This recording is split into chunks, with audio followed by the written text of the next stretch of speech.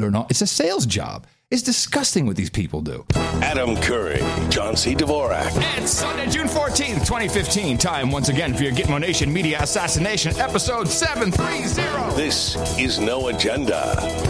Shaking the rain stick with results and broadcasting live from FEMA Region 6 in the capital of the Drone Star State from the Crackpot Condo in the morning, everybody. I'm Adam Curry. And from northern Silicon Valley, where the hippos are on the loose, I'm John C. Dvorak. It's Crackpot and Buzzkill in the morning. I love that picture. There's a bunch of them. Hippos running around in Georgia. Yeah. Georgia, the country. Tbilisi, yeah. Yeah, Tbilisi, right. This is a great picture. It's a good picture. Well, that's one of many. I mean, there's one with one of them running down the street, and there's another one standing there bleating. Wait a minute. Do hippos bleat?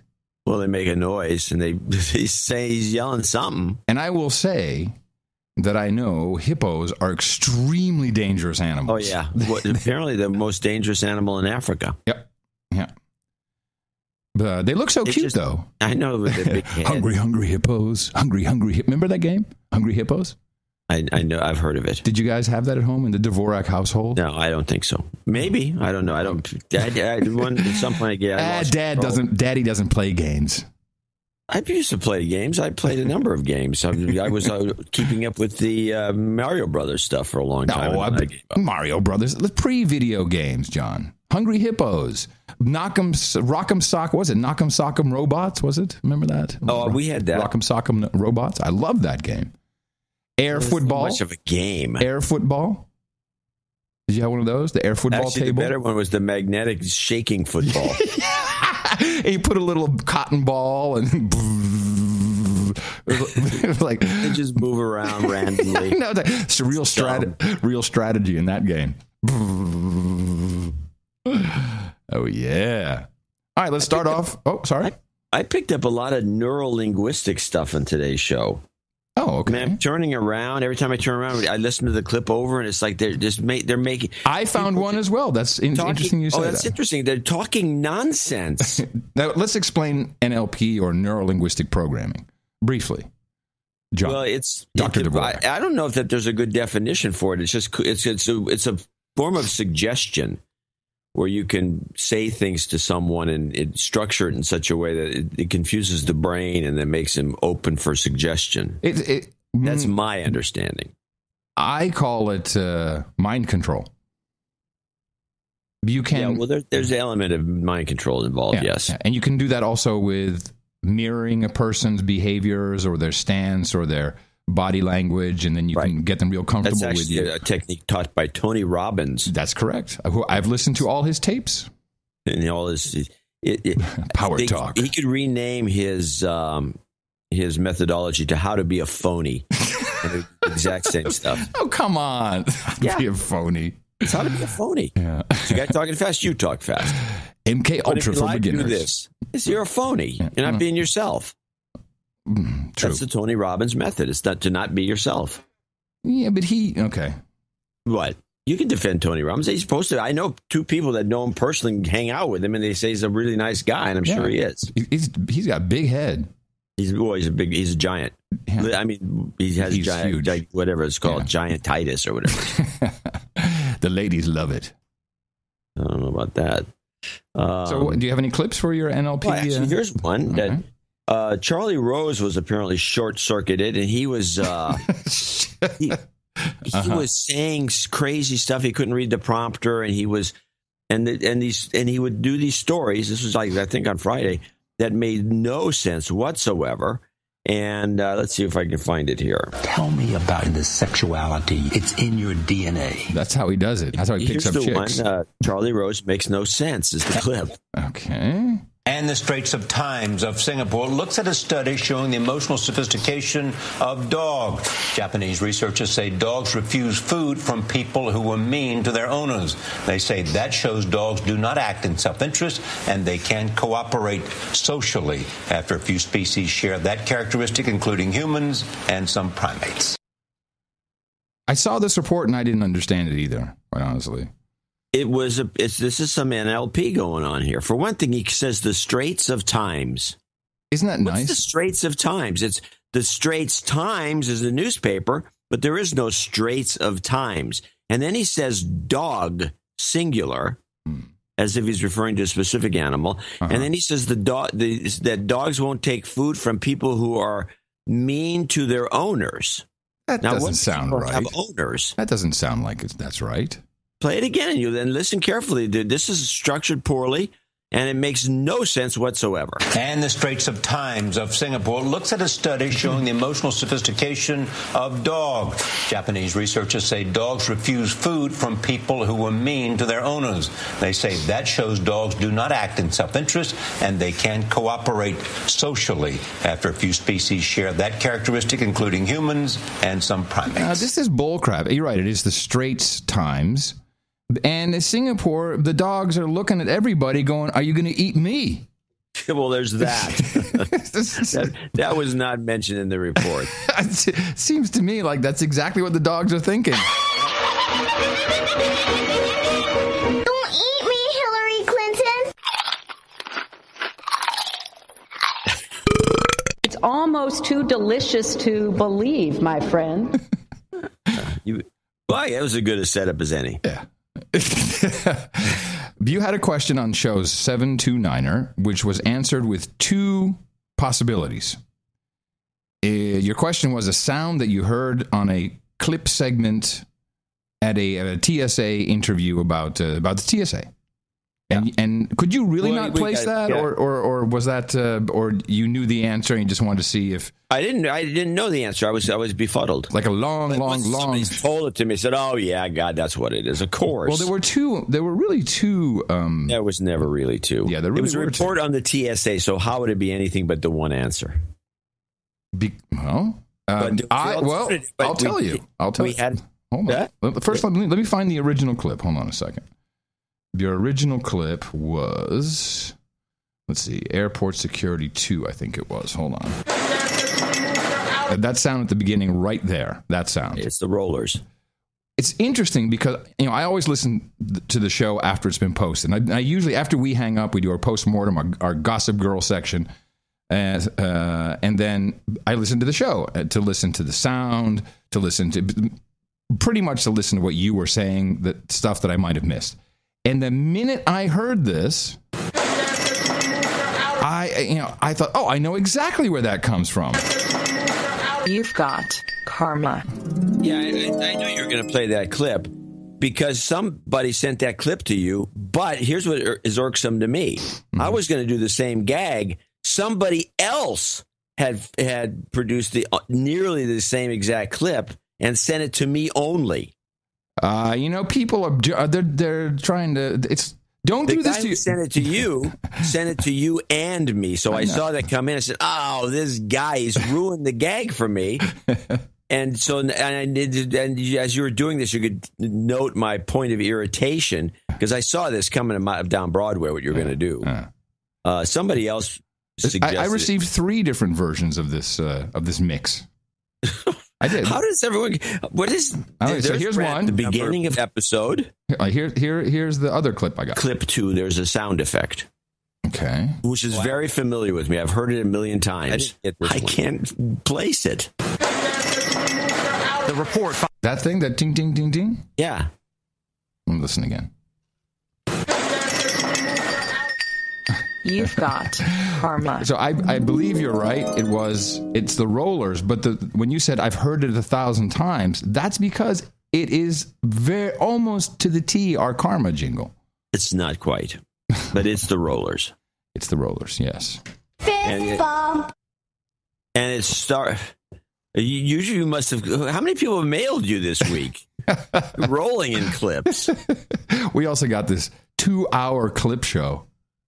Oh yeah, we did. Called NA Funnies, and it is only. I listened to this while I was trying to go to sleep. I couldn't. I was laughing so hard. My stomach was hurting. Well, it starts off. I thought it started off kind of lame, and it was okay, sure. And it was just a bunch. Who is the guy who sent that in? Well, anyway, he sends this thing in. It's a 2-hour show. He's clipped together a 2-hour show. But what he's done, and he must have taken a year or more to do this. I can't believe he did it in a weekend or even in a month. He went through a bunch of shows, probably starting about maybe 100 shows ago. Took all the funny gags where we're goofing around. It's Sir Cyber sent that to us. Sir Cyber. Mm-hmm. So Adam's laughing his ass off and falling off the chair. And but usually, here's what I noticed about this show: you're funny. Well, this is a known fact. You have some really sophisticated humor. There's some pretty funny things in there, and the interesting thing to me about my humor in that 2 hours is I don't remember half of those one-liners. Oh, me neither. I mean, there's in fact, there was a number of things in there that I wanted to pull out. I mentioned one in an email. I'm stammering today, but it was, what's his name? The preacher, Sharpton. Yeah. Oh, the Aztec thing. Yeah. I couldn't find the clip. We forgot all about. Yeah, I couldn't find that clip anywhere. Aztec. I thought it was one of your clips for sure. You have to put an Aztec next to his name, kind of thing. Yeah, I was cracking up myself it took me about a half an hour to get into it. And so what we're going to do, Adam and I, we're going to put a front end and a back end on it and keep it as an evergreen for that day where we can't do a show or we're traveling and we don't have time to produce or something like that. So everyone can enjoy the humor of the No Agenda show. I don't know if it's a good introduction to the show because it makes it... It's not. No, it's not. It makes us sound like we're a morning zoo. Yeah, it's a totally morning... Hey, everybody! In the morning! Hey, you've been butt slammed! It's a totally morning zoo clip show that's 2 hours long, and it's really not our show. It is just the humor within probably 100 shows. It is well worth publishing sometime for people's enjoyment. That will go on the air eventually, probably within the next year. Well, I have stuff equally as funny, although not intended to be funny. Well, that's government news. Well, I will give you the name Neil deGrasse Tyson. Oh, your buddy. Oh, yeah. Now, he's not a climate scientist, right? No. He's a astronomer. Isn't he just a manager? He's a manager of the planetarium. Right. So he's an astrophysicist. I believe he's an astrophysicist. Yeah, that could be. He goes on Larry King. And Larry King's on some strange website. Is this a streaming thing? He's on Iceberg Slim. Slim Pickens. What's the guy? Carlos Slim. No, Iceberg Slim. Yeah. Iceberg Slim. Is it Aura Slim? TV or something? It's four or one of them. It's one of those. It's an online television network that Carlos Slim, who's one of the richest men in the world, decided to put together with some heavy hitters, Larry King, and that's about it. And I don't know what the point of it was, but he's doing it, and Larry gets a salary, and then he gets to do Russia Today, and they probably pay him too. I should have clipped the because it has a whole bunch of YouTube videos. I wish I'd clipped it. Maybe I'll find it for Thursday. At the end of each of these clips, you go, because I guess this is some kind of hip internet thing to him. He's like, "Hey guys, hey gang, remember to watch all my videos." Like it's Freddy the hey gang, watch all my videos. It's really, he doesn't know what he's doing. He sees a studio, he sees a guest, he has his microphone. He's done. He's good to go. Way. Good to go. Yeah, that's all he does. Neil deGrasse Tyson shows up, and this, I think, this trifecta of clips will finally show us that he's really clueless. And you're talking about deGrasse Tyson. Yeah, deGrasse Tyson, yes. Larry King is a great interviewer, and he's great because he's totally clueless. He doesn't know anything, but he knows how to ask questions. His theory. I should relate this because I've been on his show a few times, not his TV show, but when he's doing radio. And he has this as a guest or as a pundit? Yes, about pundit? 4 times. Oh. And I did Bohannon once. But King will not meet you before the show. Well, I agree with that. Not read your book. I agree with that. Great. And he doesn't want to talk or anything. They gave me a briefing on him, on his theory. And then he told me himself that this is the way he thinks it should be done because what he feels as a radio interviewer or TV interviewer. Tell me. Tell me, John, representing- Jesse, why is the mouse not going to work? He's what? Never mind. He believes this is his theory. I know what the real thinking is. This is the greatest idea in the world because you don't have to do any prep. Yeah, at all. They just call it a format. He called it a format. He believes that he represents the dumb viewer, listener out there who knew. You say you come to the show and you're a famous person. The person that's listening to the radio, they don't know you. They haven't read your book. They haven't done anything. They have no idea. And so he's representing that person, as opposed to someone who's on page 16 of your book, you say, blah, blah, blah, blah, blah. And then it becomes inside baseball almost immediately, and it gets very boring to people who don't know what you're talking about. Right. And so he believes that he can just ask random questions, and he does. And his questioning is, he'll go, if you listen to his interview style, he'll get somebody on a train of thought, and then he'll switch the subject radically. Shall we listen to the king in all his splendor? Yes, please. Okay. This is Neil deGrasse Tyson, and this is about a topic that he is absolutely no expert in, climate change, and specifically man-made climate change. But always be aware when the only term used is climate change. I don't think you or I have any disagreement that climate is changing continuously. Right. Is what it does. Oops. So here is the first clip. What is that? You okay? You smoking your doob? No, I'm trying to catch my breath. Those who deny climate change. Okay, that would be you and I. Well, we don't deny climate change. What do you say to them?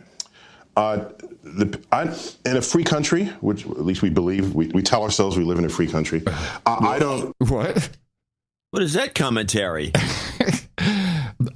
We tell ourselves we live in a free country. Is he saying we're in a fascist state, or what's his commentary? I was a bit puzzled by that as well. Message. I was, yeah. I think maybe underneath all the Neil deGrasse Tyson layers, the truth is trying to get out. He's trying to say, you're being bullcrapped. So maybe that's why he said that. Those who deny climate change, what do you say to them? In a free country, which at least we believe, we tell ourselves we live in a free country. I don't care what you believe. You believe whatever you want. The problem comes about is if you are in denial of an emergent scientific truth and you wield power over legislation. That's a recipe for disaster. No. He likes using this term, recipe for disaster. We'll hear it in clip 2 as well. The person on the street doesn't care about climate change or doesn't, maybe we'll have a conversation, but I'm not going to lose sleep over that. It's when someone, an elected official, stands in denial of climate change, something that scientists have been telling them now for decades, and they're going to create legislation in response to that. That is the end of an informed democracy. The end. I love when they say, I don't know anything about it, but it's not true. I don't know anything, but it's not. He's talking about Republicans, obviously. Oh, yeah. And then, Larry asked the question again. Climate change. What do you say to them? Yes, the beaches are back up. Hey, you stepped on my punchline, douche. Oh. Let's pretend that didn't happen. To throw this at me, it's obviously something to respond to. And by the way, talking about stepping on punchlines, I listened to this couple hours of that thing last night. Yeah, I step on punchlines all the time. Yes. Those who deny climate change, what do you say to them? Yes, the beaches are back open. Woohoo! Yeah. You're using my old gag on me. I was going to help, but use a Dvorak gag. Fail. All right. Not the way to now, we have a couple more memes brought in by Mr. NDGT, and a couple that we like. And in this clip, he will also bring back the recipe for disaster. Why isn't it raining in California? Because the song says so, Larry. We all know it never rains in California. Girl, don't they tell you? Yeah, the climate is what? The climate is. I mean, drought. It's not as though droughts have no precedent in the history of the world. Thank you. But what's more important than that it's not raining is there's a consumption of clean water potable water from the water table that's not being replenished, and it's being pulled out at a faster rate than it's returning. And that's a recipe for disaster. How many recipes of disaster are we going to hear? You guys likes to cook. And so we need to think more, sort of, dare I use the word, holistically about systems. Dare I use the word? So hold on a second. So here's another example of his self-consciousness. Dare I use the word? Yes. There's really, I could go and say, I could throw holistically into a sentence without stopping myself and then pausing to mention I'm going to say the word, like he just did. I don't think it's a horrible word. I think we should dare to say holistically. I'm going to start using it all the time now. Yeah. So we need to think more, sort of, dare I use the word, holistically about systems that manifest on this earth. And that's a relatively new way to think about the world. What? Thinking about systems holistically is a relatively new way to think about the world. Tell that to Copernicus. Whoa. Nice one, Mr. Dvorak. When did Copernicus live? I don't know. 500 years ago? Yeah. But what do we do about it? What do we do?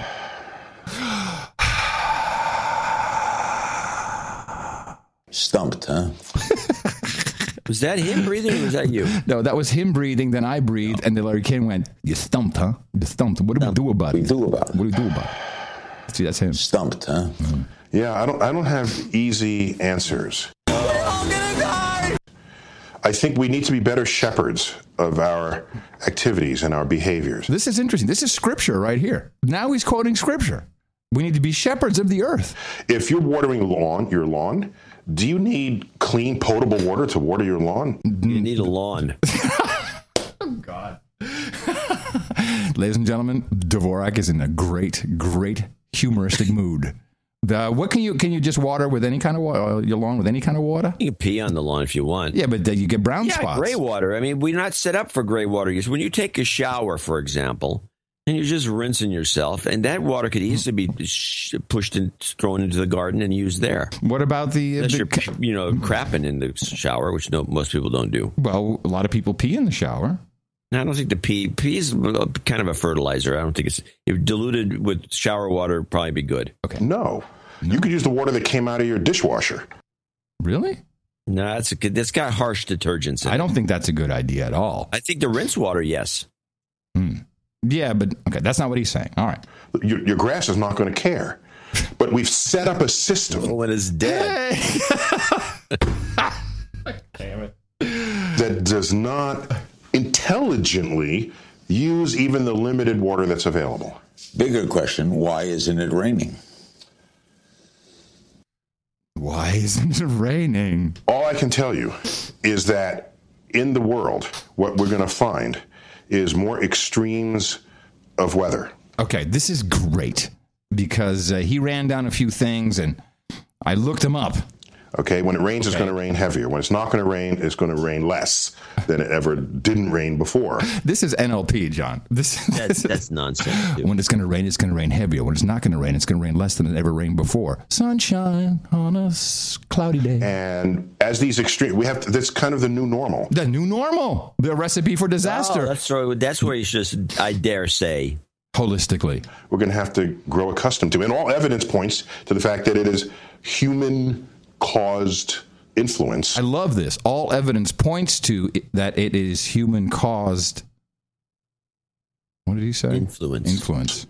On the ecosystem, on the climatic system. So cold weather will get colder, warm weather will get warmer, wet weather will get wetter. Yeah. So the extremes, you'll start... That's it. Larry King is my hero. That was really good. I like that. Warm weather will get warmer. Cold weather get colder. Wet weather get wetter and wetter.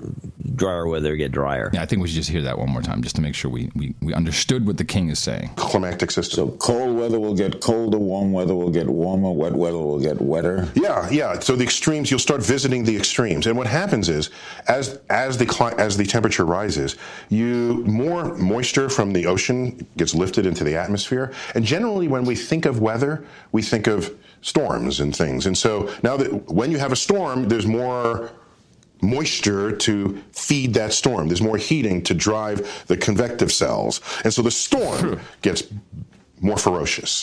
And, we had flooding down here in New York. By the way, this change that people are talking about, it's not Is this yesterday? Yeah. One day, the ocean will just sort of come in and stay there on your doorstep. No, that's not how it happens first. It happens first where there would be a storm where there'd be a tide surge. And previously, the tide surge never really, maybe came over the sidewalk or the boardwalk, but that's about it. It went away. Now the tide surge makes it into the streets. And that's your first indication. These extremes are your first encounter with what will soon become hold on. It's the last 5 seconds, and then we can discuss. Last 5 seconds. We discuss. That's your first indication. These extremes are your first encounter with what will soon become the new normal.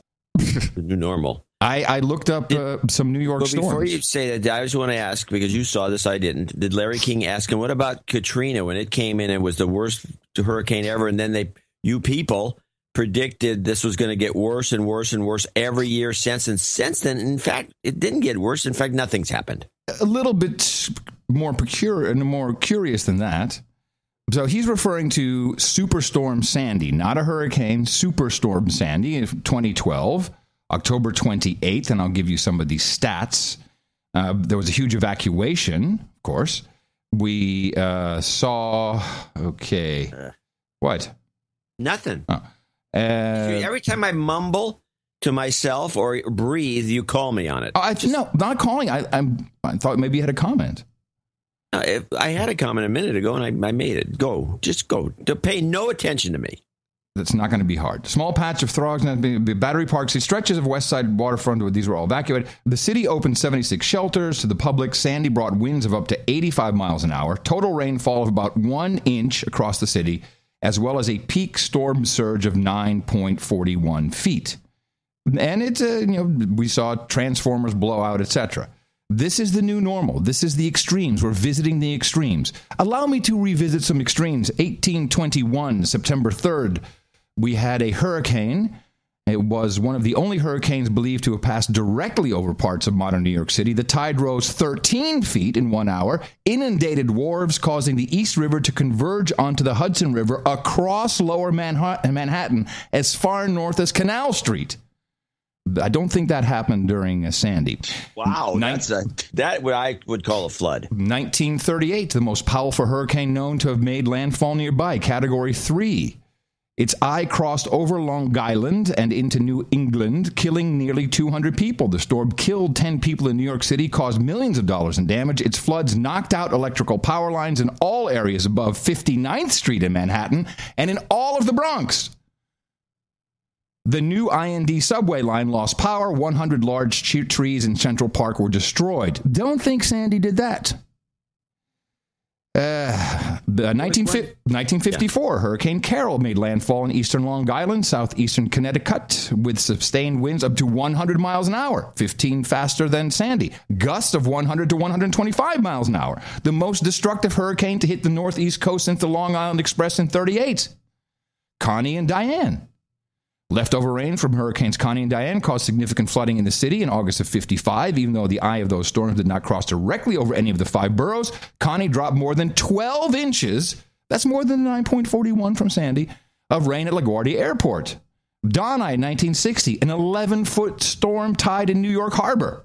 Agnes in 1972. U.S. flooding areas from North Carolina and New York State causing 122 deaths and more than $6 billion in damage, adjusted for inflation.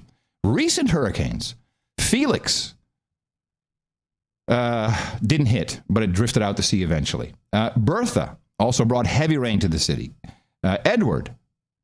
Floyd in 1999, Tropical Storm Floyd sustained 60-mile-an-hour winds, dumped several inches of rain on upstate New York over a 24-hour period. Flash flooding were the most powerful to affect New York City in a decade, forced hundreds of people to leave homes in counties outside the 5 boroughs. Irene, in 2011, the city sheltered 10,000 evacuees, winds of 65 miles. Now, you get the idea. It's horseshit. Yeah. So what you're telling us, I didn't know you were going to do this, but what you're telling us is that the global warming phenomenon began in 1938. Boom shakalaka. Boom shakalaka. Now, this is where King shines at his best, when he's going to bring up Elon Musk. And what's interesting about Neil deGrasse Tyson's response to this is, in a way, his disdain for the entrepreneur that is Elon Musk. And I'm no fan of Elon Musk, generally speaking, for reasons we've discussed many, many times. It seems like a douche. That's also part of it. South African douche. But Larry King is so misinformed that his question is just completely idiotic. And then just listen how Neil deGrasse Tyson responds. What do you make of Mr. Musk and the others who are they're going to? Oh, Elon! They're going to send their own planes up. Rockets, yeah. They're going to send their own planes up. Yeah, rockets, Larry, whatever. But do you hear that? Elon! Like he's hanging out with him. Oh, Elon! Yeah, my buddy. That's right. Elon! This shows... Elon, you rock, Elon! I think it's disdain. I think it's jealousy. I hear in his voice, that cocksucker who's making all that money with bull crap, and here I am, the director of a planetarium, sitting here trying to lie. What do you make of Mr. Musk and the others who are they're going to? Oh, Elon! They're going to send their own planes up. It's rockets, yeah. Rocket. I'm skeptical on a couple of levels. By the way, we need people thinking that way. Oh. He wants to send a mission to Mars. We need those people in society. You know why we need those people, John? We need these people who are dreaming big. You know why? Otherwise, the rest of us think that every other day should be like the previous one. Yeah. We need people like Elon Musk. Otherwise, we just remain zombies. We're stupid. Because only smart people like Elon can think out of the box. It's a watershed moment for Elon. Ping me later. It's rockets, yeah. I'm skeptical on a couple of levels. By the way, we need people thinking that way. He wants to send a mission to Mars. We need those people in society. Otherwise, the rest of us think that every other day should be like the previous one. I wake up every day. So what he does here is he uses the I guess like a parry, I don't know how to describe it, where you are going to give the guy grief, but you preface it with something positive to just so the listener will be relaxed enough to take in the message that follows. You're evaluating this as an NLP strategy. Well, I don't think he's strategized. I think this is just his natural way of doing things. I think most people do it this way. I take a bit of offense. Without Elon Musk, I wake up every day and go, oh, I hope it's the same as yesterday. No, I think you're just taking offense for some other reason. I don't think most people would take offense by that comment. Okay. All right. That's fine. I think this is a disarming comment designed to leave you wide open for the thrust through the gut. Then let's see what the thrust is. Need those people in society. Otherwise, the rest of us think that every other day should be like the previous one. So let me just lead with that. But I can tell you that the first people to do really expensive things where they're dangerous and people could die and there's no known return on investment, those are not business people. Those are governments. The first Europeans to the New World were not the Dutch East India Trading Company. No. It was Columbus, funded by Spain. Then he draws the maps, and here's the trade winds, and here's where the hostiles are and the friendlies are. Here's where you find the fruit that you can eat. Then you can make a business case for it. Otherwise, it's a really short meeting. If I say, hey, I'm going to go to Mars, bring in all your venture capitalists, and they start asking questions. How much does it cost? I don't know, but a lot. And is it dangerous? Yeah, people probably die. What's my return on investment? I have no idea, probably zero. That's a 5-minute meeting. And it doesn't happen. So somebody's got to go out there with the long view, the longer than the quarterly report view. And once the patents are awarded and you've established what's dangerous and what's safe, then you make the business case. All right, couple of things here. Please. The government's already done the heavy lifting. Yeah. It's time for the private sector to take over. I don't know what he's talking about. After the way he's talking about I do. He wants money. Right. Government money to be specific. Government money. Yeah. Also, I always like the way people leave out the prehistory of pre-Columbus history. The Vikings, for example, this is long since known. They've colonized the northern part of the New England area and may have even gone as far inland as Oklahoma. Were they funded by the government of Vikingdom? No, they weren't. They were independent operators, as far as I know. But again, they were kind of the government. It was a different structure and probably more democratic than anything anyone's ever seen. And somewhat brutal, I'm guessing, but I don't know for sure. And because they're long gone. I just think this is superficial analysis on his part. Yeah. Well, and I think you're right. I think there was a grudging dislike. It's easy enough to do of Elon Musk, who is a douche, a sharp operator. There you go. And this then takes me to a report. I should have played them in a different order. Going back to the global warming, climate change, which started in 1821 with the hurricane of 1821, September 3rd, my birthday. I'd like to take us back to 2008, 2008. If you can travel back with me, John, are you? Hey, John, we're back in 2008. Hey, my voice hasn't changed. Whoa, hold on a second. We're going back even further. Yeah, sorry about that.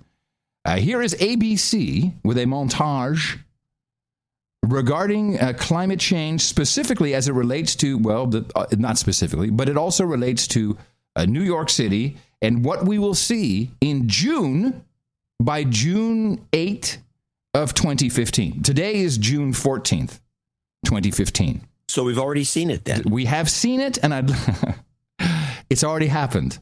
Now, I'd like to play this clip, and then we'll jump forward to today and then see if the prediction came true. In 2015, we've still failed to address the climate problem. We're going to see more floods, more droughts, more wildfires. Flames cover hundreds of square miles. We expect more intense hurricanes. Well, how warm is it going to get? How much will sea level rise? We don't really know where the end is. Temperatures have hit dangerous levels. Agricultural production is dropping because temperatures are rising. There's about 1 billion people who are malnourished. That number just continually grows. It's June 8th, 2015. 1 carton of milk is $12.99. Gas has reached over $9 a gallon. I'm scared right now, but I have to get this out. We're all gonna die! All right. Okay, all right. You get the clip of the day. Play it. Oh, boy. I was so happy with this clip when it came out. You have no idea. I was just like, oh, yeah, I got it. I'm taking it. I'm loving it. Clip of the day. I got nothing comes close to that. How much was the price of milk going to be? $12. $12. Okay. Gasoline, $9.25. Yeah. Hold on a second. Let's go back to. Whoa. That feels good. Back, John. What's the price of gas over there? I just bought a tank at premium. Was $3.45. $2.59 here in the great state of Texas. How about milk? Have you checked any milk? Well, recently? It depends. Was it a gallon of milk they were talking about? Yeah, a gallon of milk. Only 1 gallon left on the shelves, mind you. There's only a gallon left. Well, it was $5.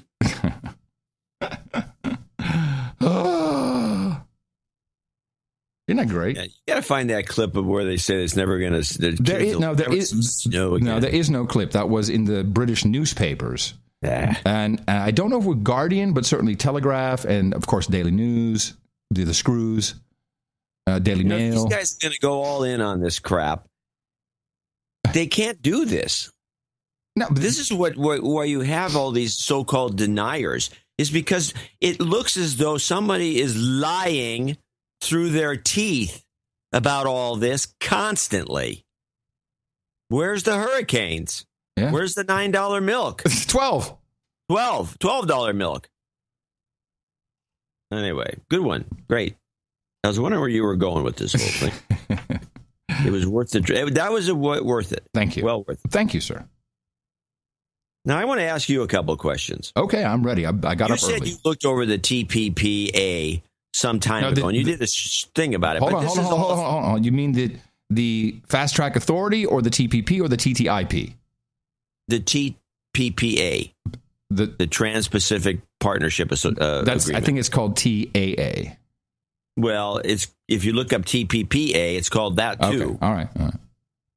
Now, maybe what you read or talked about is something else, because this thing here is completely out of control now. Okay. They wouldn't give Obama Fast Track Authority because this document that they're negotiating over, which seems to, and if I'm not mistaken, excludes China, is about somehow screwing China. Yeah, with Japan and Malaysia and Malacca Straits and all that, yeah. I'm looking at let's try to keep up and go with DeFazio is a congressman from Oregon, and he was on the NewsHour with Judy. Mm-hmm. And so I have 3 clips, including one which that's got some NLP stuff in it, which I think maybe we'll play first so we can just bring that back. Because throughout the show today, I'm going to say there's another example. Okay, I have one too. I'll do an example as well. Good. Mm-hmm. This is DeFazio 2. We interviewed Josh Earnest, the White House press secretary, on the NewsHour last night. He said it does have enforceable labor standards. He said it does have enforceable environmental standards. He talked about it's going to create jobs. Are you saying the White House is mistaken or what? Probably the White House has been briefed by their special trade representative, who's a salesman. I have read those chapters. I can't talk about them in detail because they're classified. But let me just say this. The use of the word may does not sound like a binding standard to me. Huh. All right. Did you catch that? I heard a number of things, but go ahead. Well, who said may? Right. I presume that would be Josh Earnest. Well, that's not what the question was. Let's listen to it. Or the way it was presented by Judy. Can I listen again before you? Let's just listen again. Now everyone's primed. Let's listen again. We interviewed Josh Earnest, the White House press secretary, on the NewsHour last night. He said it does have enforceable labor standards. He said it does have enforceable environmental standards. He talked about it's going to create jobs. Are you saying the White House is mistaken or what? Probably the White House has been briefed by their special trade representative, who's a salesman. I have read those chapters. I can't talk about them in detail because they're classified. But let me just say this. The use of the word may does not sound like a binding standard to me. Hello, DeFazio. You're under arrest for divulging classified material. He's telling us what's in the document. He might be. We don't know. Because it's classified for some reason. And here's what's bothering me about this, and we'll play a couple more of these clips, but everybody is all upset about this being classified. Some of it got into WikiLeaks, and these names keep cropping up. And I personally, just from what we've been doing for the last 7-8 years on this show, I believe this has to do that at some point they're classifying it because this has to do with somehow the pharmaceutical companies finding new ways to screw the public. It's more about copyrights and patents, I'm pretty sure. Right, more about copyrights and patents. And then of pharmaceuticals. And of pharmaceuticals monopolies. And this is how the World War II started with Bayer and all these guys. They wanted to protect their own death and destruction things. Pharmaceutical companies are the epitome of evil, it seems to me. And I think this is really mostly about that. I agree. Meanwhile, we have this. What bothers me is that I started looking into this a little more on a worldwide basis. And what I'm seeing, and I see it in New Zealand, I see it in the Malaysian area, I see it mostly in the United States. I see it, and I think there's a mirror of it taking place in Europe because there's a similar deal going on there, which I again believe is to benefit the drug companies and maybe Hollywood. Because they got a copyright thing going on too, right? And Malaysia is really where the nexus is of copyright. Yeah, that's where all the bootlegs come from. What I'm seeing is identical messaging in way too many places. Ooh, nice. And it all looks the same. If you go to the New Zealand protest sites, very slick, by the way. We're not looking at amateur hour. Yeah. We're looking at very slick productions. Mm-hmm. But it all says the exact same thing. Didn't 350.org come from New Zealand as well? I don't know that it did, but if it did, it wouldn't surprise me. I'll check. But there's a commonality that's always upsetting. Anyone who listens to our show knows that we're always looking for this sort of thing when it's like something is coordinated. The same signs that you have at protest movements, they wear the exact same signs, that sort of thing. So that bothers me. And the angle with China is also bothers me. And of course the classified document. What is the point of this? So I do want to interject for a moment. I looked at perhaps a different document, but there's 3 documents.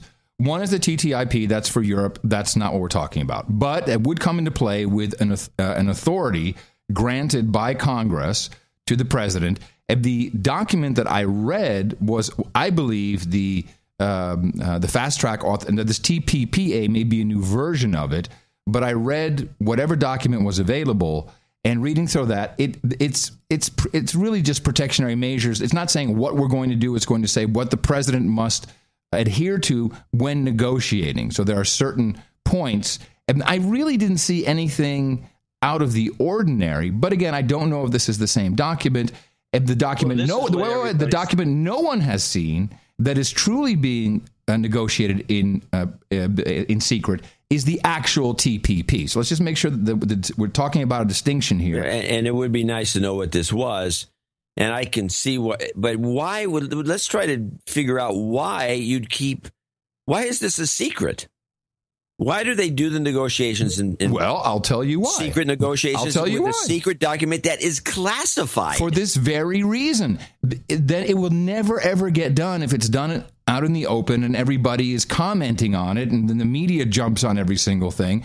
So it's probably easier to say, I'm sorry, it's classified, can't talk about it.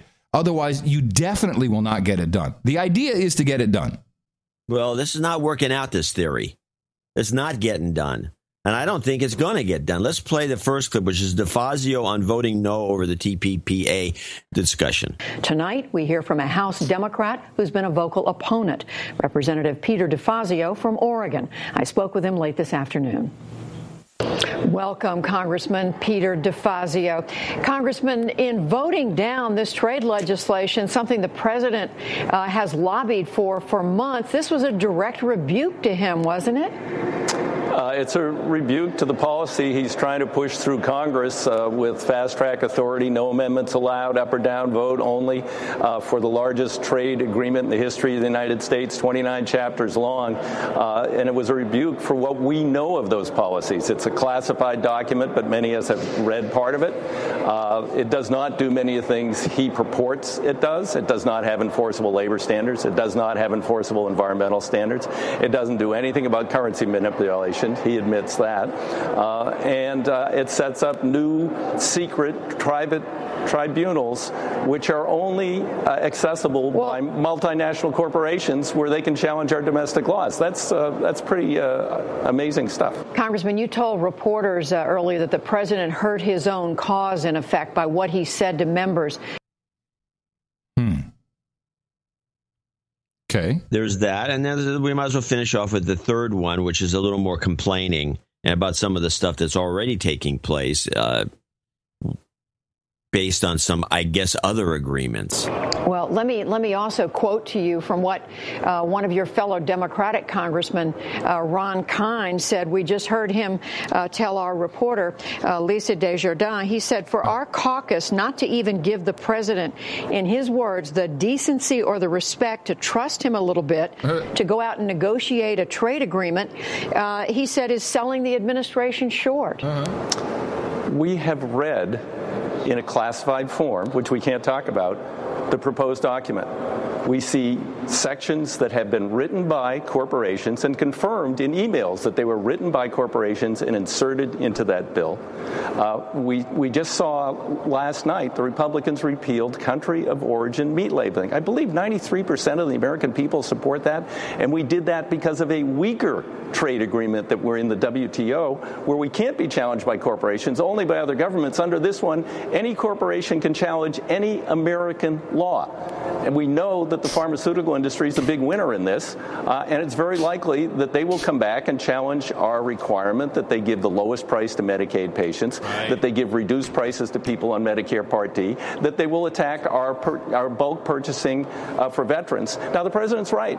They can't make us repeal those laws. They can just make us pay to keep them. And that's why last night the Republicans repealed country of origin meat labeling, because we would have had to pay $3 billion a year to label where your meat came from. Right. That was an interesting little comment at the end. Yes.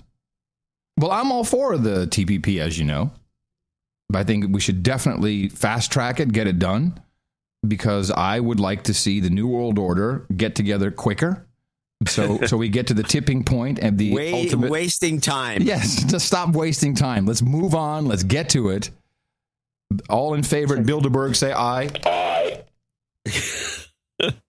I'm all for it. I have no problem. Hillary for president, TPP all the way. Bumper sticker of the day. Yeah. I'm for it. You should put that in your truck in Texas. I got a... I will. I got a note back from from my former New York banker friend here in Austin, and it was a little bit. Remember, you had this opening. Was it NewsHour where they talked about the derivatives? No, Greece. They talked about Greece, and it was the lead story. Lead story market right off the top. Right. This came out this week. How easy is it to buy or sell something? To sell a house takes much longer than to sell a stock, right? Stocks are more liquid than houses. Yes, that's an extreme example. But now there is a rising chorus on Wall Street that bonds have become much less easy to buy or sell. And it's true for both corporate bonds and also government debt. This means quite literally a fund manager needing to make 6 phone calls to make a large trade when it used to take only 1 or 2. Why does this matter?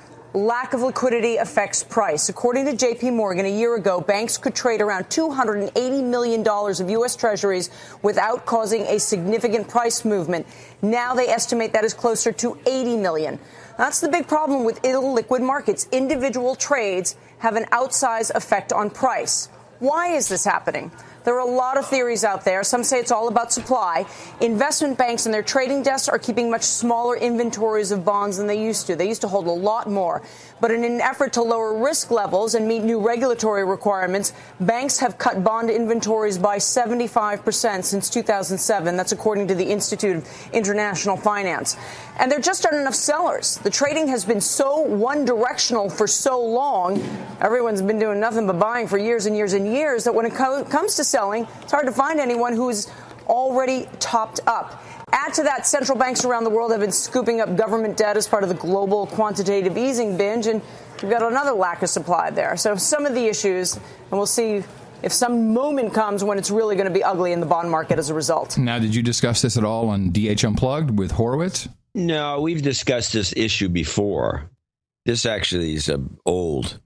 Clip's not old, but this problem with bonds is not new. Mm-hmm. And one of the things that we do bring up now and again is that, and she hinted at it, is that, and there were some hot shots. I can't remember his name. It's one of the hot shots in the business, who everyone listens to.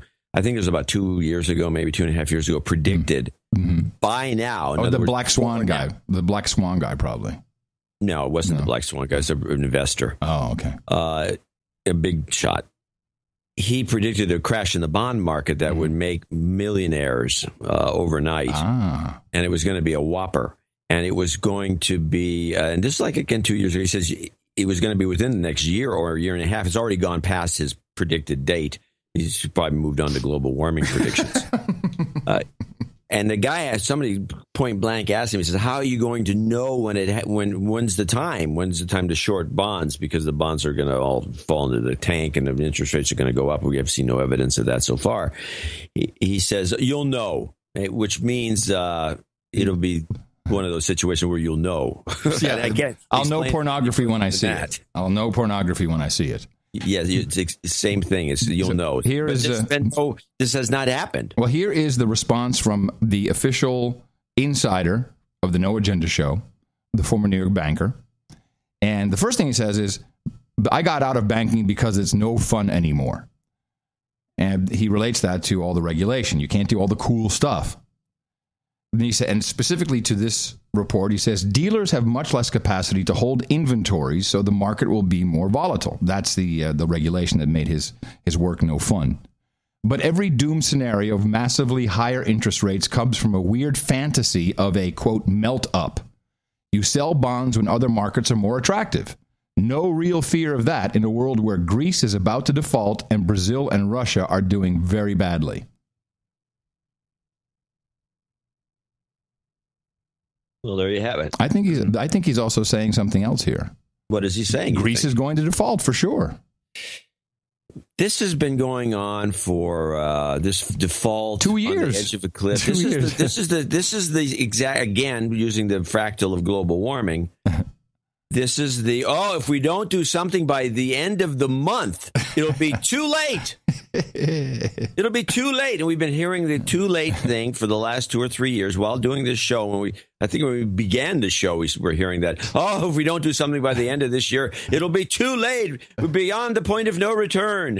And that's what they've been saying about Greece the whole time. Now, Horowitz, his company, he's decided on a lark to invest in the Bank of Greece because the thing is so depressed that if this thing ever gets pennies, you just put pennies in there. It's easy to lose the money. So that's like $1, right? And I think is an interesting bet. But again, they keep this might not be a really good bet for another couple of years. This is just going to go on forever. They're not defaulting. They have to rape the citizens a little bit more before anything happens. Well, they got to take who's away. Getting raped. The Greek citizens have already been raped. No, there's more. There's more. Tax on your fourth wheel of your automobile. It's coming. They're crazy, and they have to sell all the assets. Sell more assets. That's what they're after: the islands and rights to the pipelines and all that stuff.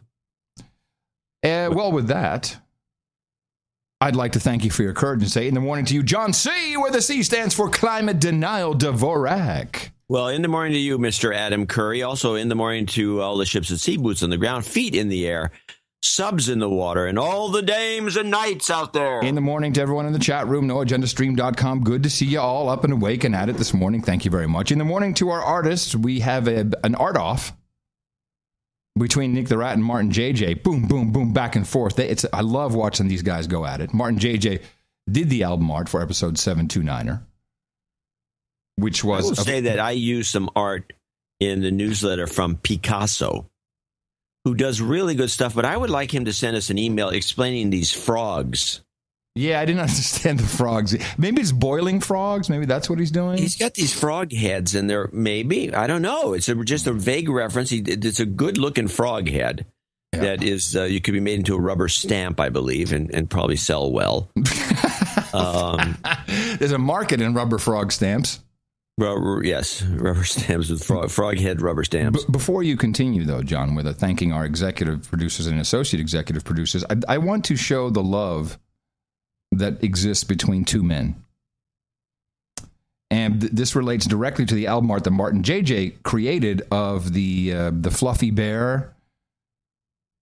And this is due to our conversation about my former use of dryer sheets.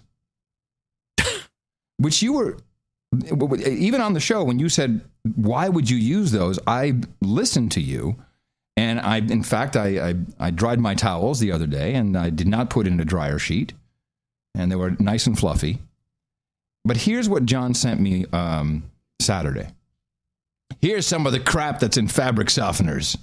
The two that concern me are benzyl alcohol and pentate. I do not want to be in constant contact with either. Also, the coating on towels hinders absorption, making the towel shitty but soft. And then you have this list Benzyl acetate linked to pancreatic cancer. Benzyl alcohol, upper respiratory tract irritant. Aterpinol can cause respiratory problems, including fatal edema and central nervous system damage. Ethyl acetate, a narcotic on the EPA's hazardous waste list. Camphor causes central nervous system disorders. I don't have Tourette's. I have dryer sheet or disorder. Good. Yeah. These are all things I'd want to wash out of my clothes, not wash into them. And then here, John, I love you so much, man. If you give me a tip, use Biz once in a while with 12 hours soaking in cold water to see what fresh is all about. Nice. Thank you, man. I felt loved. Well, I'm glad somebody looks out for you. Yeah, thank you very much. But yeah, there was a bunch. But yeah, I'm saying, but yeah, that's great. But yeah. But yeah. But yeah. I heard myself on a couple of those little gaffes, including to excess on the long clips show. To an extreme. To an extreme, right? To excess. To an extreme. It was very, very foppish, I think, to even use that term. Well, I'm glad you got something out of me. Stop using those stupid sheets. I don't know why people it's all marketing that suckered people into using these things. And yeah, they do make your clothes feel softer, even though they're kind of greasy with this crap.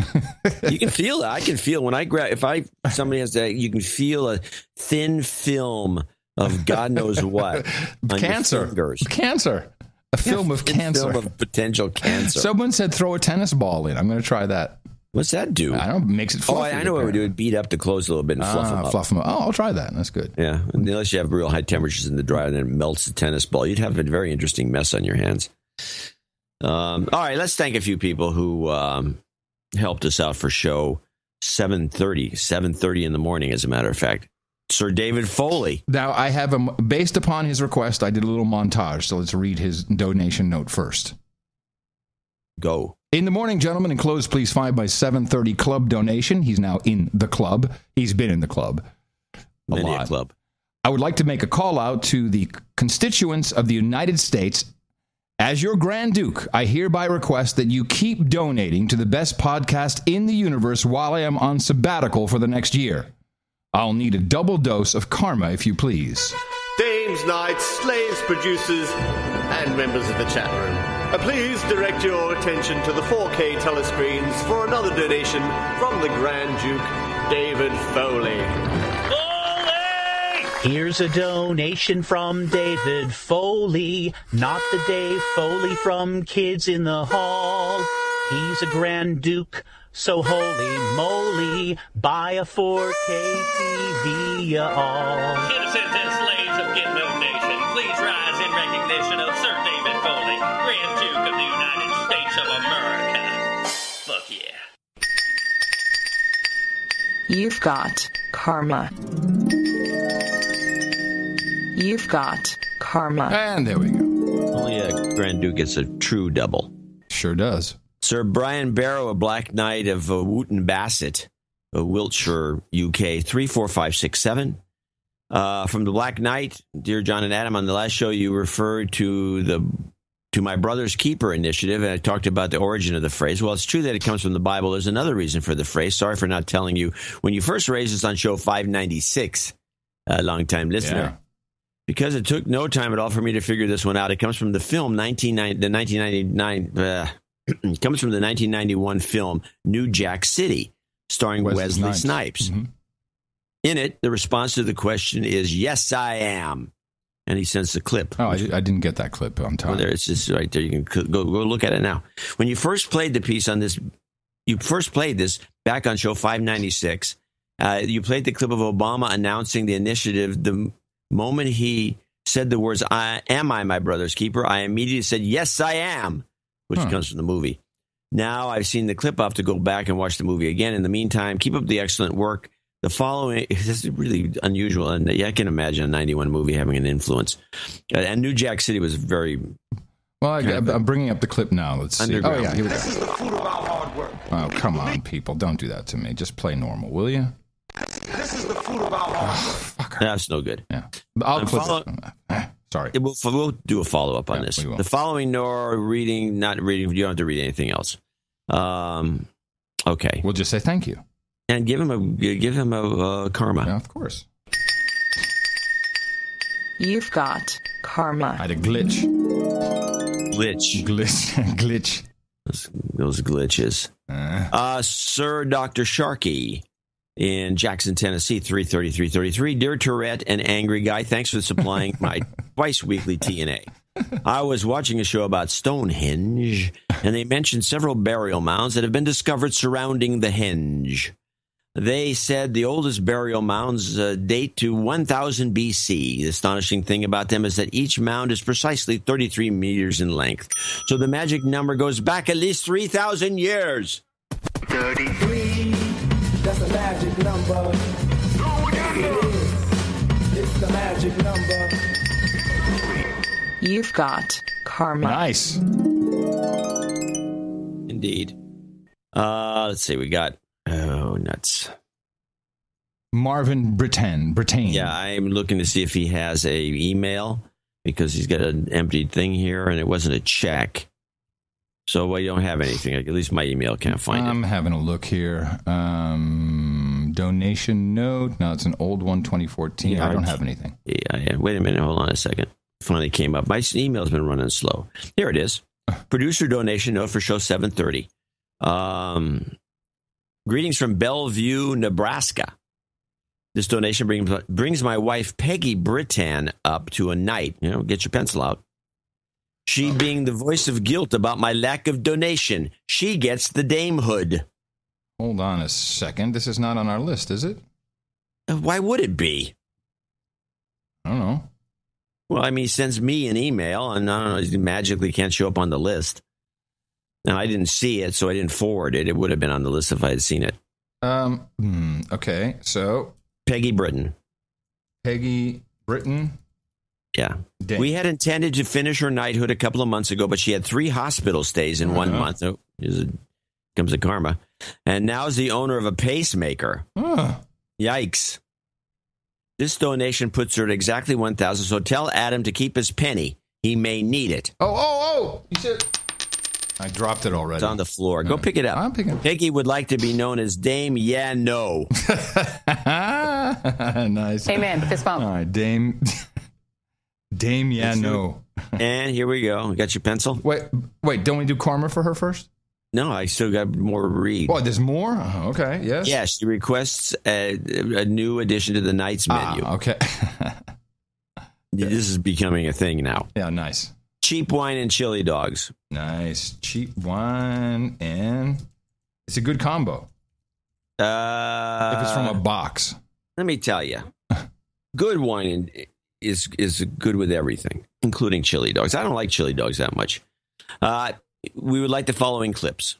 You're never going to... This is not going to happen, I can assure you. We'll try. Reverend Manning triple combo. We got to talk about that. Whoop 'em, long version in the Constitution, and boom shakalaka with a health karma. Okay, so I know where to find these. So we need, hold on a second, Manning long version. Yeah, but we got to talk about that. I don't even know what. Yeah. Okay, long version. Yeah, we got to talk about that. And then what else? Boom shakalaka. Kid or jingle? That's all Manning. So I'll do the jingle because that kind of works a little bit in our favor. All right, let's see if I can make this work. Now get out there and whoop Obama's behind. Whooping with the Constitution. Whooping with the Constitution. Whooping with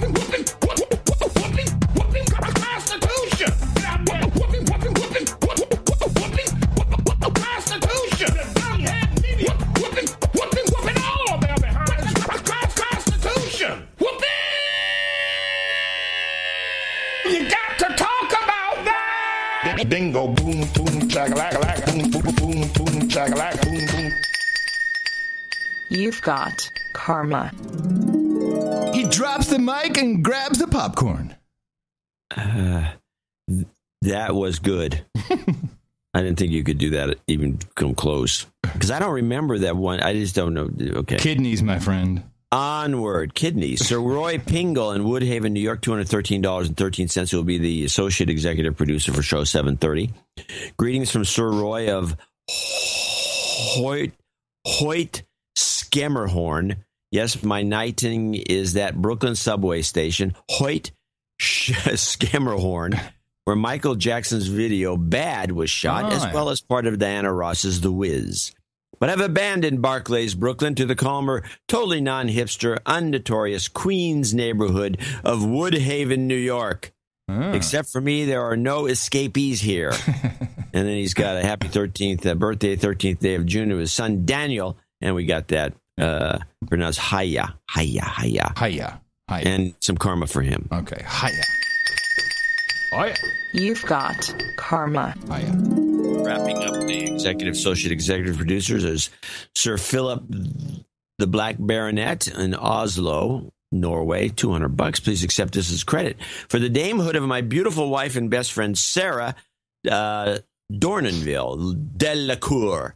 As I am both a black knight and a black baronet, I shall now go by the name Sir Philip the Black Baronet of Western Oslo. Love the show. You guys have been really kicking some serious butt in the past month or so, starting with show 722, I might add. And people might want to check that out. My deepest thanks and in sincere respect for your efforts in creating and maintaining the best podcast in the universe. The best podcast in the universe. Now, this seems like an old donation, John, this from Dawa. This was a carryover. This is the one we did that got in after midnight, and we credited him on the last show, so we don't need to mention it. Good. Okay. But we are good. That will be all our executive producers and associate executives. That's it? Yeah, that would be it. That finished off the little group. And I want to remind people, we do have a show coming up on Thursday. Dvorak.org/NA is the place to go if you want to help us out on that show. And we appreciate all of our executive producers and associate executive producers. These credits are, of course, real. They're just like Hollywood, since we don't have actresses for you to bang off the coast of Cannes there in your yacht. We read your notes. It's a close second. And as John said, we'll have another show on Thursday. And we do need your support. Dvorak.org/NA. And of course, we always need you out there doing the very important work of propagating our formula. Our formula is this. We go out, we hit people in the mouth.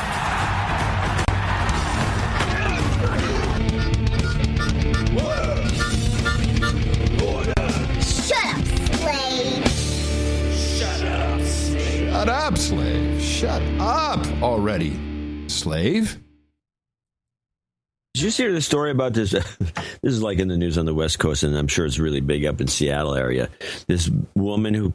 Well, you're prefacing it by saying that I probably wouldn't have heard of it because it's not anywhere near here, this news. That's what I'm That's what I'm saying. Okay. You probably haven't heard of it, but this woman who's now one of the, I guess, officers of the NAACP claiming to be a black woman. Of course I've heard of this. It's hilarious. I love this. She's got her hair going and everything. She's black. Got the cornrows. She's got the deep tan that makes her look a little black, and she's got contacts that are funny colored. She's got the whole thing going on. And her parents are going, she's white. The parents came out finally and said, what is wrong with our daughter? And then have you seen the pictures of her as a little girl? Yes, of course. She's blonde. She looks like she's ready to be a cheerleader, a white bread cheerleader. Yes.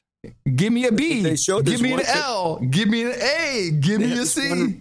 They had this one reporter showing her a picture, and she says, "That's your dad?" And she points at this black guy, looks like straight out of this guy, South Alabama. Yeah, that's him. He couldn't make it to the event, but yeah, that's him. That guy. So this is the dad. That's when I think the dad got pissed off. Her real dad. What is this? Busted her. There's one scene where somebody confronted her. She runs off. I thought it was the story of the day. You don't have a clip, though. I didn't make a clip myself. It wasn't worth a clip. I think the discussion's enough. I did receive a clip from a show that I've never watched, but I think I need to start watching it. This is called Odd Mom Out. Are you familiar with this program? I've heard of it. I don't think you should start watching it, though, but play the clip. Okay. You ready? Yeah. Did you hear Miles ridiculing my sass? What's sass? Thigh plus ass equals sass. And after 3 kids, my badge is like the Holland Tunnel. Oh, let's stop for a second. So the meme first is thas, which apparently equals thigh plus ass. That is thas. Okay. And then she says, after 3 kids, my vag is like the Holland Tunnel. Okay. And then... Sometimes I walk around and it sounds like somebody's stirring mac and cheese. Man. Sometimes I walk around and it sounds like someone's stirring mac and cheese. The show you should watch. But this is disgusting. It's totally disgusting. But the show you should watch is Unreal. This is unreal as far as I'm concerned. Now, Unreal is a docudrama about the backstage of a reality TV show operation. Ooh, nice. They've only had 2 out so far, and they're very good, and they got some good actors, and they do reveal a number of things that I forgot about that some of these shows do, and people should be aware of this. I know that Jerry Springer used to have a list, a fee list that they would give the consultant. And if you go in on the Jerry Springer show, you had to sign a non-disclosure about this, and somebody was talking about it. I guess they didn't care about the non-disclosure.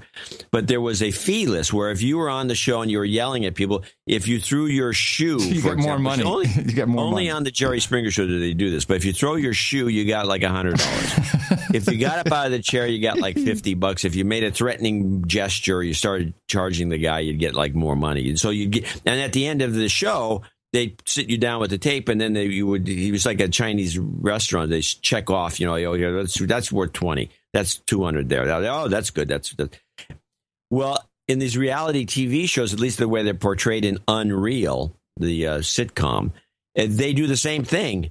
And when they set the scene up, they present people with a fee schedule for what they could make if they do the following. And I'm assuming that what you just played was a fee schedule based confession. It's not a reality show, is it? I thought it was a drama show. What, Unreal? No, Odd Mom Out, the one I just played. No, that's got to be a reality show. I don't think so. Oh, come on. Yeah, it sounds like it. There's nobody that acting? Are you telling me that those were actors? That's a written line as far as I'm concerned. Well, that's a written line you'd get paid for. You get paid extra money. Let me just see if it's a reality show. Let me see. It has to be. Come on. I don't. You make a very valid point. I did not check to see. Odd Mom Out.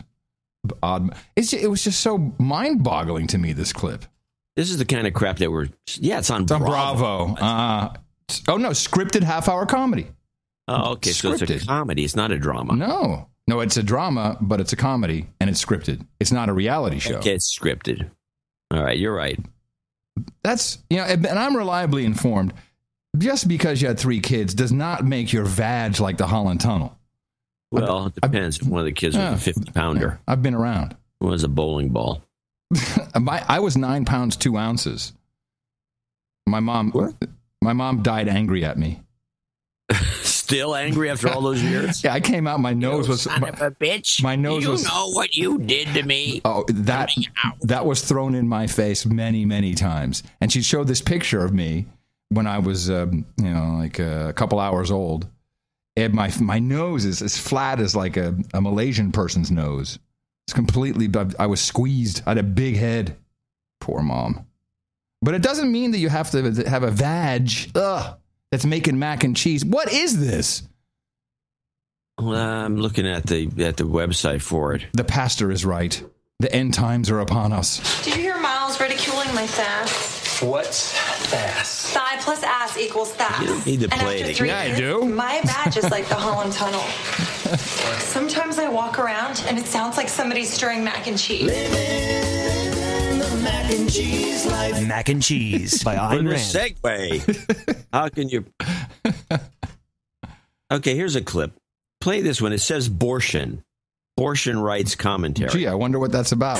A Republican lawmaker from Bakersfield is blaming the state's drought on California's liberal abortion laws. Assemblywoman Shannon Grove believes the power of God has disrupted normal weather patterns and imposed the drought as retribution. She told a group against abortion rights in Sacramento that Texas was in a long period of drought until the governor there signed a bill banning late-term abortions. That night, she said, it rained. Supporters of abortion rights described Grove's remarks as ridiculous. It seems like it's a funny clip. That's borderline clip of the day, John. It wasn't going to beat yours, so I wasn't worried. How much are you? This is ridiculous, this show. Borderline clip of the day. Well, we'd be playing that all day. Oh, yeah. Now, here's what's interesting about this story is that it was a subtle piece of propaganda. Not just that this... You think? Well, that this woman's a lunatic. But it was the way they played it. And this, I think that I'm not one of those guys, it's journalism, this and that. There was a flaw in the way they did this story. At the end, they did a one-remark commentary at the end. When someone for abortion rights person said this was ridiculous, they should have gone and asked a pro-life person. Yes, what they thought. Yes. Because they would have said the same thing. It's ridiculous. But the way they balanced the story with imbalance, they made it sound like, there you go again. Yeah. The crazy Republicans. Yeah, that's right. So I was very disappointed in the reporting on it. I'm not. It was a great story. I'm happy. That's good. I like it. Very nice. All right. NLP. Here's my NLP. My NLP clip. Josh Earnest being asked about the non-combat troops for to train the Iraqi security forces. Now, the reason I clipped this, and people, of course, know that once you are listening to a television segment, you hear a whole bunch of other things, and often just gems. And I heard two things in this. One is kind of important when it comes to the total count of how many troops we will be sending to Iraq for the fifth base to open up. A fifth base?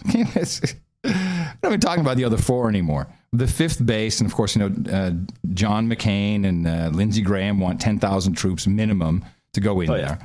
And I think I'd noticed this before, that Josh Earnest does an NLP thing, which is it's very blatant, yet he just does it over and over again. And when you pay attention, then you're like, oh my God, it's such a good, and I'm going to be using this myself as much as possible. The president is confident that the announcement that he made today to establish essentially a fifth base in Iraq where U.S. military personnel and some coalition military personnel will conduct training, advising, and assist operations will bolster the capacity of both the Iraqi security forces as well as the Sunni tribal fighters in Anbar that are operating under the command and control of the Iraqi central government. And that will further our strategy to assist the Iraqis as they take the fight to ISIL on the ground in their own country. And we can support them by, through these missions that the president has authorized. We can also support them with military air power. But ultimately, it will not be the responsibility of the U.S. military to go in and do for the Iraqis what they must do for themselves. Because 450 is the number that's required to carry out the mission that's been expanded to Taqadum Air Base. Now, just so we understand this, what he's really saying, which of course there was no follow-up question on, is the 450 troops is for this mission. See, it's just for this mission. It's not for the overall mission, just for this one base, this one mission, for this one group of guys that are going to train, which means we will be sending many, many more for other missions. Here comes the NLP bit. So it is the number of personnel that is specifically required to do what the president announced today. What is also true is the president has directed his national security team. I love this. What is also true? Oh, yeah. That's really good. Yeah. I didn't take that cookie. What is also true, I didn't pull the cat's tail. I like that. Yeah, I was getting a number of these sorts of... I think we got to be on the lookout for more of this sort of thing. This associative lying. You say one thing and then you make the assumption that all the bull crap you said before in somebody else's mind is absolutely true because you say what is also true, right? Which is really not about the next sentence. It's about the stuff you just said.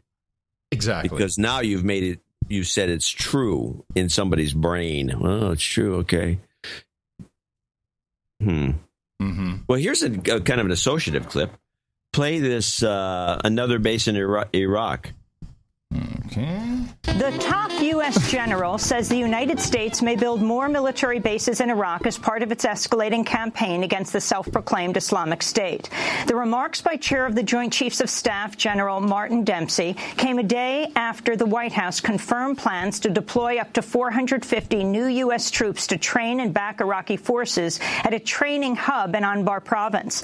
Dempsey said the Pentagon could establish more sites and deploy even more troops. There you go. There you go. That was your. That was the Dempsey. You know, is not. Yeah, Dempsey's always just telling the truth. This guy. Yeah, he just tells the truth. Why does he do that? He doesn't. He doesn't care. You know, right. I don't know. He's got something on someone. He does not care. Here is my favorite clip. This would be a clip of the day. I feel bad now. You're trying and trying and trying. Well, try this one. Okay. Now, this one the word is epic. It should be epic, but I've got epiv. And by the way, I'm sorry, and I said by the way. Coincidentally, we have a show 200.7 coming up in a couple of weeks, where it's a meta show of 2000.6 and 2000.5. And we discuss specifically how the show works and your labeling of clips, which is yes, very handy. Here in New York, the culture-jamming activist group, the Yes Men, protested Shell's plans to drill for oil in the Arctic by handing out ancient shaved ice from the remnants, of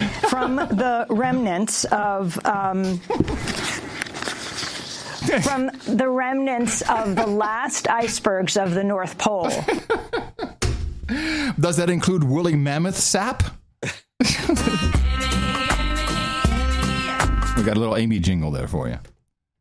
Wow. Yeah. Amy. Oh, I can keep track of all this. You're going to need a couple extra boards. We need a robot monkey. A mechanical Turk. That would help. Mm-hmm. I got we'll go. We're on this side tracks here. Right, CIA and this is wow. Now we've been wanting to read about the 28 pages, the missing 28 I received the full document and with the redacted bits. And if you look at the report, this is about the 28 pages missing from the CIA's version of the 9/11 Commission report, or their report that went into the 9/11 Commission report. Right, but this is not the 28 pages from the 9/11 report. Oh, okay. Then I'm confused. It's 28 pages at the end that speaks specifically about Saudi Arabia's involvement. Yeah. That's the document I have. Well, you have but would you have the redacted, the unredacted copy of the 28 missing pages from the official report? No, I do not have that. I could go to jail if I had that. Nobody has that. No. This is a smoke screen for those pages. We are going to go, and the CIA is going to come out. What are we going to do? People are bitching about these pages, and they let a couple congressmen see them, and they're going, this is outrageous, but I can't talk about it because it's a secret, which is ruining the government, by the way. So the CIA comes out with this nonsense, and this makes it sound as, here's what this is. This is a setup for my initial thesis that they're going to let the Middle East blow itself apart with nukes and poison the wells, the oil wells, and we're going to have to start to demonize Saudi Arabia. And here's the best way to do it. Play the clip, CIA and missing pages. And the CIA released hundreds of pages of internal investigative findings related to the September 11th attacks. The report found that before 9/11, the CIA was reluctant to seek authority to assassinate Osama bin Laden. The section of the report about Saudi Arabia and September 11th was largely redacted. It's interesting you bring this up. I have been thinking of late that all of this 28 pages flows right into your thesis, but it's also just public blackmail against Saudi Arabia. Saying, we got these 28 pages, you don't want to do this, we got 28 pages, boy, you better do it, you better do what we say, 28 pages, 28 pages, 28 pages, 28 pages. It's blackmail. Yeah, there's an element in there of blackmail for sure, and we can get them to do what we want. But I think at some point So what does this mean? When the 28 pages come out, then we're all going to be so pissed off we're going to go bomb Saudi Arabia. No. Oh. We're not going to bomb Saudi Arabia. Oh. we're good, but we're going to have less sympathy. The idea is to get the public symphony, the public symphony, the public symphony yes. away from Saudi Arabia when the Iranians bomb them. Of course, with their bomb. Yeah. Which they will have. I have the best reporter in the universe. We all know who that is. Glenn Greenwald. No, Matt Lee, of course. Matt Lee. Matt Lee from Associated Press. He always asks the tough questions, speaking truth to power in the State Department briefings. The new guy, Jeff, is a wet noodle. This guy is. Oh yeah, he's terrible. He's not funny. You know, he's you can't make. He's not even cute to look at. You know, I miss Marie. I miss her so much. So we're still working on the agreement with Iran. And there's a specific stipulation that has been discussed many times that before June 30th, this deadline coming up in just 2 short weeks from now, the Iranian government must allow the IEAA, IEE, LMNOP inspectors access to the facilities to make sure there are no weapons production facilities or machineries or spindles and dryers and tumblers they're capable of making nuclear weapons. This particular weapons-grade uranium. Yes, this particular stipulation has somehow changed in the course of the negotiation, and you hear, maybe you've heard Republicans saying, "Oh, he's giving Iran everything. Obama is going to make us all. It's going to kill everything. Giving Iranians, be letting them go, giving an easy deal." And this is what this is about. First clip is a little on the long side, but it's a two-parter. And Matt is just raking this guy over the coals. And of course, he has no answer, but it is important for us to understand how this language is being interpreted differently suddenly. And what it really means is Iran will be allowed to have a nuclear bomb. And then to your point, they will rubbleize Saudi Arabia with it. We've always made clear to the Iranians that they will have to reach agreement with the IAEA on providing the necessary access to address the concerns about the possible military dimensions of their program. And without that agreement, we will not be able to move forward with sanctions relief. That's been our position throughout these negotiations. Right, but that means that suggests that the actual questions don't have to be answered and the concerns resolved in order to get the deal. Correct? Well, again, they only have to agree to, at some point, whatever that might be, but at some point after an agreement is reached to deal with this. Is that correct? Well, the point is that Iran has to provide the necessary access to the IAEA for them to address these concerns. Yeah, but does that have to happen to get to a deal, or can that happen after a deal? Well, without agreement on the access, we will not, and needed to resolve this, we won't be able to reach. So if Iran agrees to give access to the sites that the IAEA wants, but hasn't actually given the access by June 30th, that's still okay. Well, is that correct? There I think we're getting into details that I will leave in the negotiating room. That's a great answer. I will leave that in the negotiating room. I think what I'm trying to convey, though, is that our position on the possible military dimensions issue and the necessity of Iran working with the IAEA, that position remains the same. It hasn't changed. Is it correct that there is a difference between me, if I'm Iran, saying to you... This is breaking it down to Dick and Jane language. Because this is, I think, a good line of questioning because these guys are so vague about everything. Okay. And the thing falls apart, nobody knows why. That's right. So here comes Matt's analogy. If I'm Iran saying to you, okay, you can have access in 50 years. And me, as Iran, saying, okay, come on in now and ask all the questions you want, and we'll address your concerns. There's a difference between those two, correct? But the distinction you're trying to say is 50 years versus. When does Iran have to give the access? Well, again, those are details that. Well, they shouldn't be. They shouldn't. I didn't.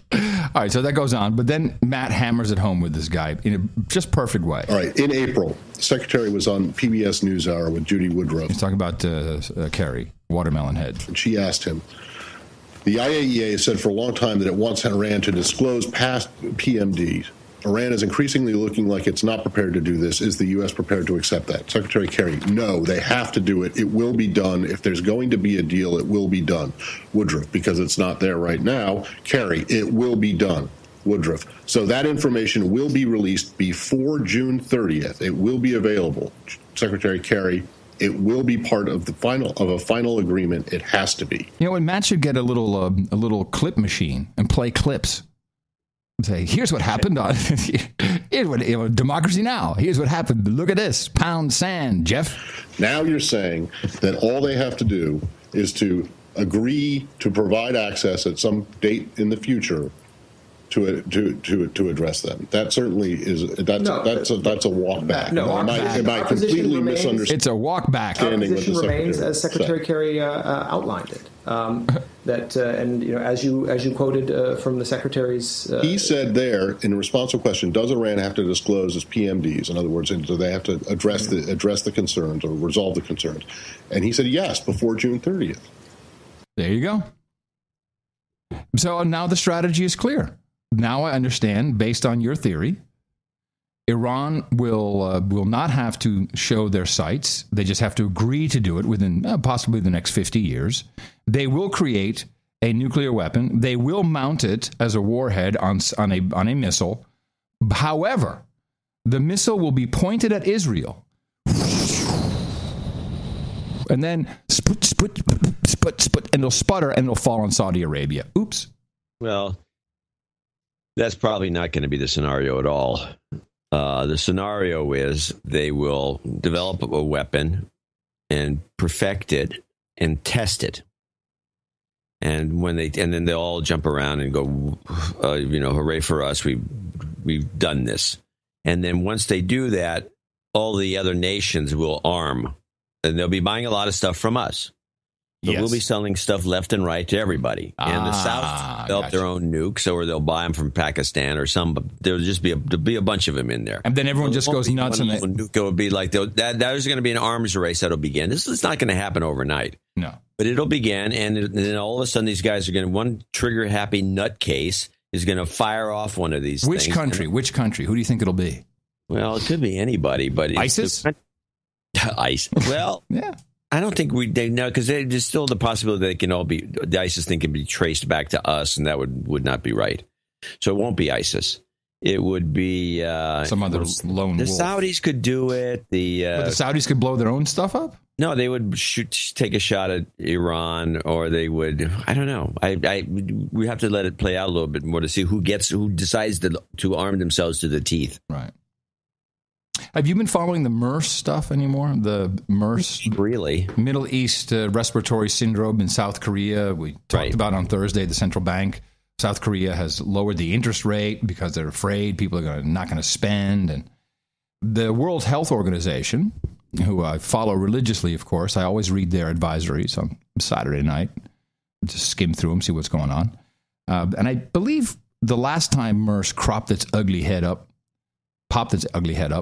we discussed this. They have a very specific directive for mainly men how not to receive or how to protect yourself against MERS. And I would like to quote from the advisory. Until more is understood about MERS, COV. What is COV? Hold on a second. The COV. Oh, it's a little different. Middle East Respiratory Syndrome Coronavirus, COV. Is it what is the corona? Is that of import? The coronavirus has been around before, and we've actually had an outbreak of it during our show about 5 years ago. Mm-hmm. Yes, there was a coronavirus outbreak, and it's one of those things that shows up in dog kennels. Dogs get corona, if I'm not mistaken, and then it gets passed to humans, and then it's really bad. Right. So until more is understood about MERS, COV, people with diabetes, renal failure, renal, as in adrenal, renal as in kidneys, chronic lung disease, immunocompromised persons are considered to be at high risk of severe disease from MERS-CoV infection. Therefore, these people should avoid close contact with animals, particularly camels, when visiting farms, markets, or barn areas where the virus is known to be potentially circulating. General hygiene measures, such as regular hand washing before and after touching animals, avoid contact with sick animals should be adhered to. Food hygiene practices should be observed. Pay attention. People should avoid drinking raw camel milk or camel urine. Yes. This is on my list of things not to do. It's high on my list as well. And then so I looked this up. I'm sure we must have discussed this previously. No. I do recall the camel urine. And I'm like, why do people do this? I honestly didn't know that they drank it just routinely, which apparently some cultures do. Mm-hmm. I just thought they bathed with it.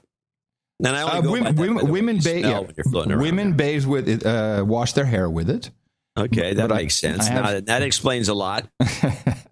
Here is the scientific answers to drinking camel's milk and camel's urine.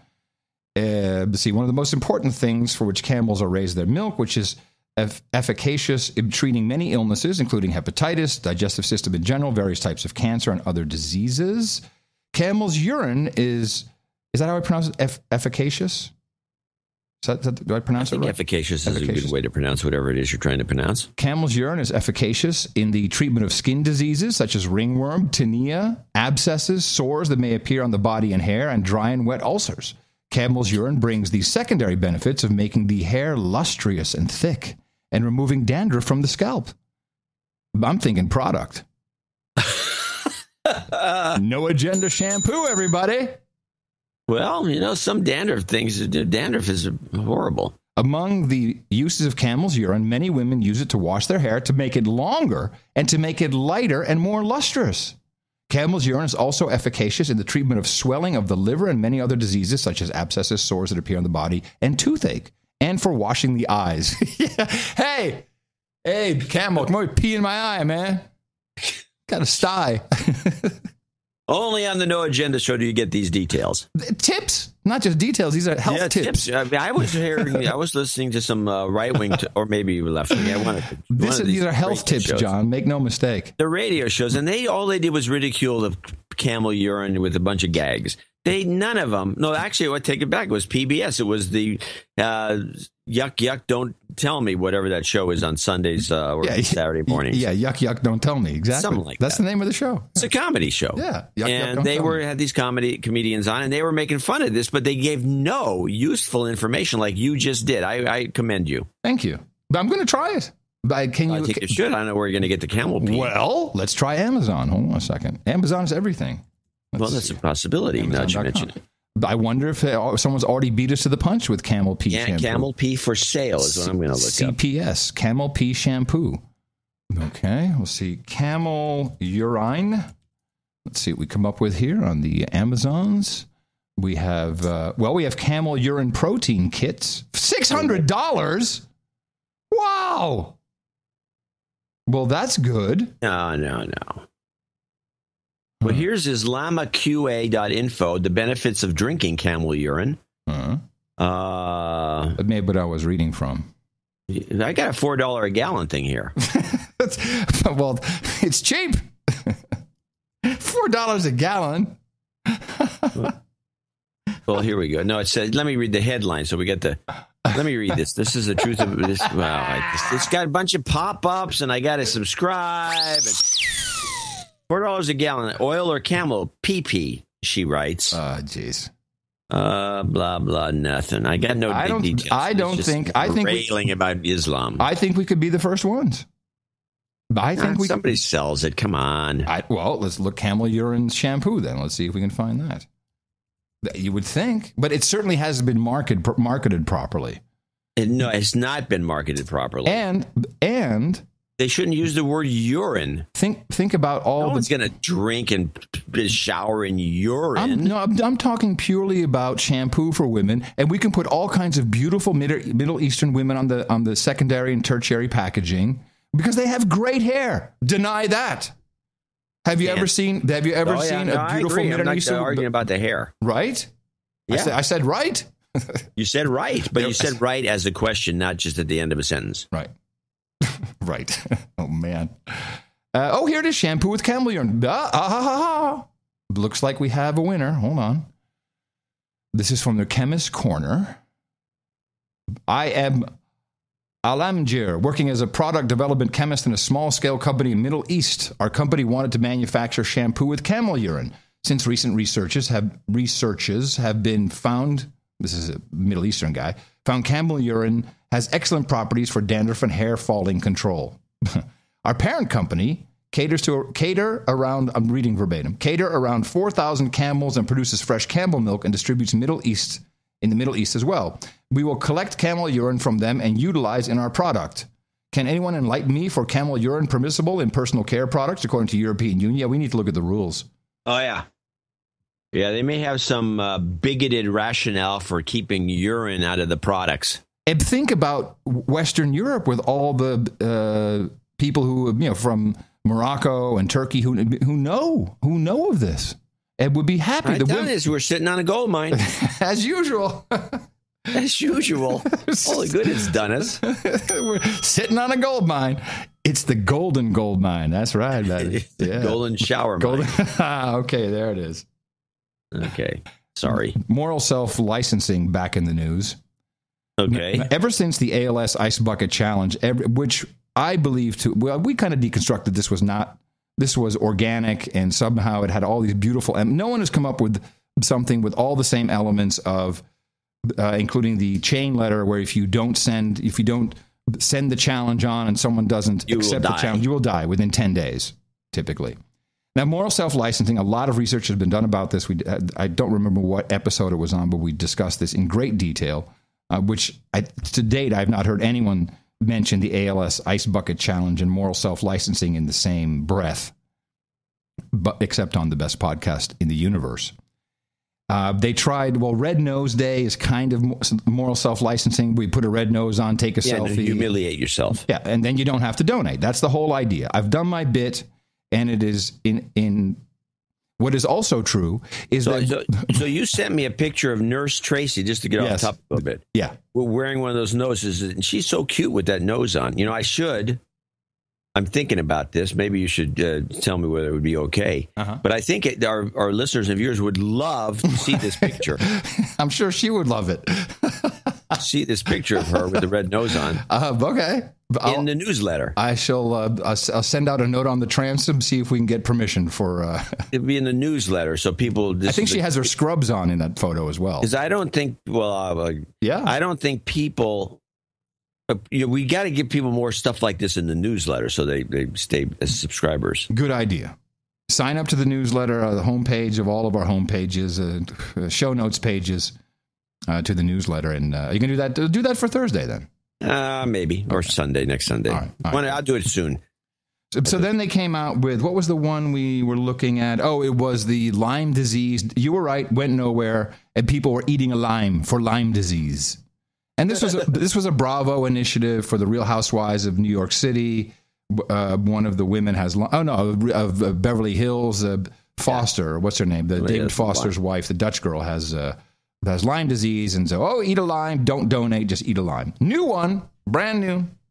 It doesn't have the element of you will die and all this. This is for awareness of. Or to break the taboo about menstruation.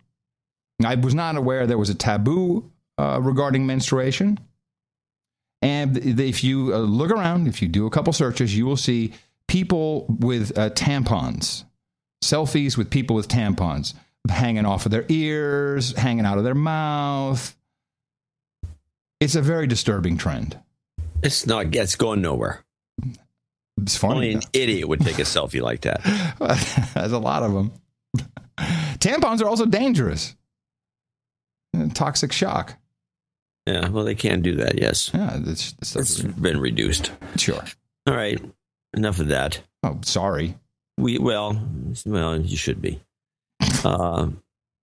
Here's a little one. I clipped this for the purposes of the word that was used in here, but there's been a number of reports about people overseas trying to get back, and some guy trying to get out of the country, but they had this passport problem, and the word within this report said to me, Adam needs to hear this. Some late-breaking news this evening. State Department officials say there have been problems with its overseas passport and visa system. A spokesperson offered no explanation on what caused the glitches, but said they were working urgently to correct the problem. Okay, so you are the PBS, is this NewsHour? You're the PBS NewsHour. You are talking about the Department of State of the United States of America, and everything in the world has been cyberized. Everything is digital. Everything is online in the cloud. They've had issues for 2 years now with the State Department Oracle database. Let's just call it what it is. They couldn't even mention that in the report. Let me guess. Does Oracle ever sponsor the PBS NewsHour, John? Actually, I've never seen their name. Let us see if Oracle sponsors PBS. See what they put Oracle Underwriters and then see what they sponsor. They probably sponsor something. Okay. They should if they don't. Oracle Underwriters. Okay. A glitch is in modern day reporting. To say a glitch occurred and therefore people can't travel, no freedom of movement, a constitutional right, it is unacceptable for any news organization to do this. Unacceptable. I knew this would set you off. In fact, when you saw the clip was named Glitch, and I could hear it in your voice. Well, such a I don't know what to say. Oracle. You just really dislike the usage. It's not reporting. It's taking someone said, "Hey, how come people can't travel anymore? What's wrong, Department of State?" A glitch. Okay, great, thanks. We'll report it tonight. Bastards. Well, you're looking that up. Here's a clip. This second hack underplayed. This is very strange. Apparently, a second hack has taken place. It's reported, but it's reported in such a way that this is another NLP thing, I'm sure of it.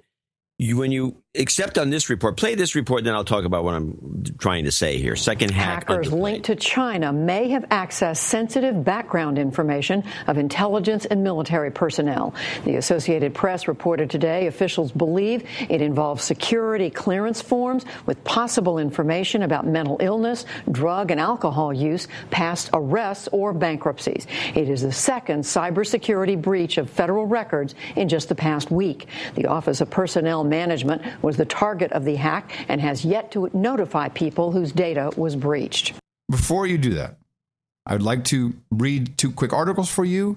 Now, we know from a dude named Ben inside the State Department or one of the contractors, I'll be a little vague, that the glitch is an issue with the Oracle database.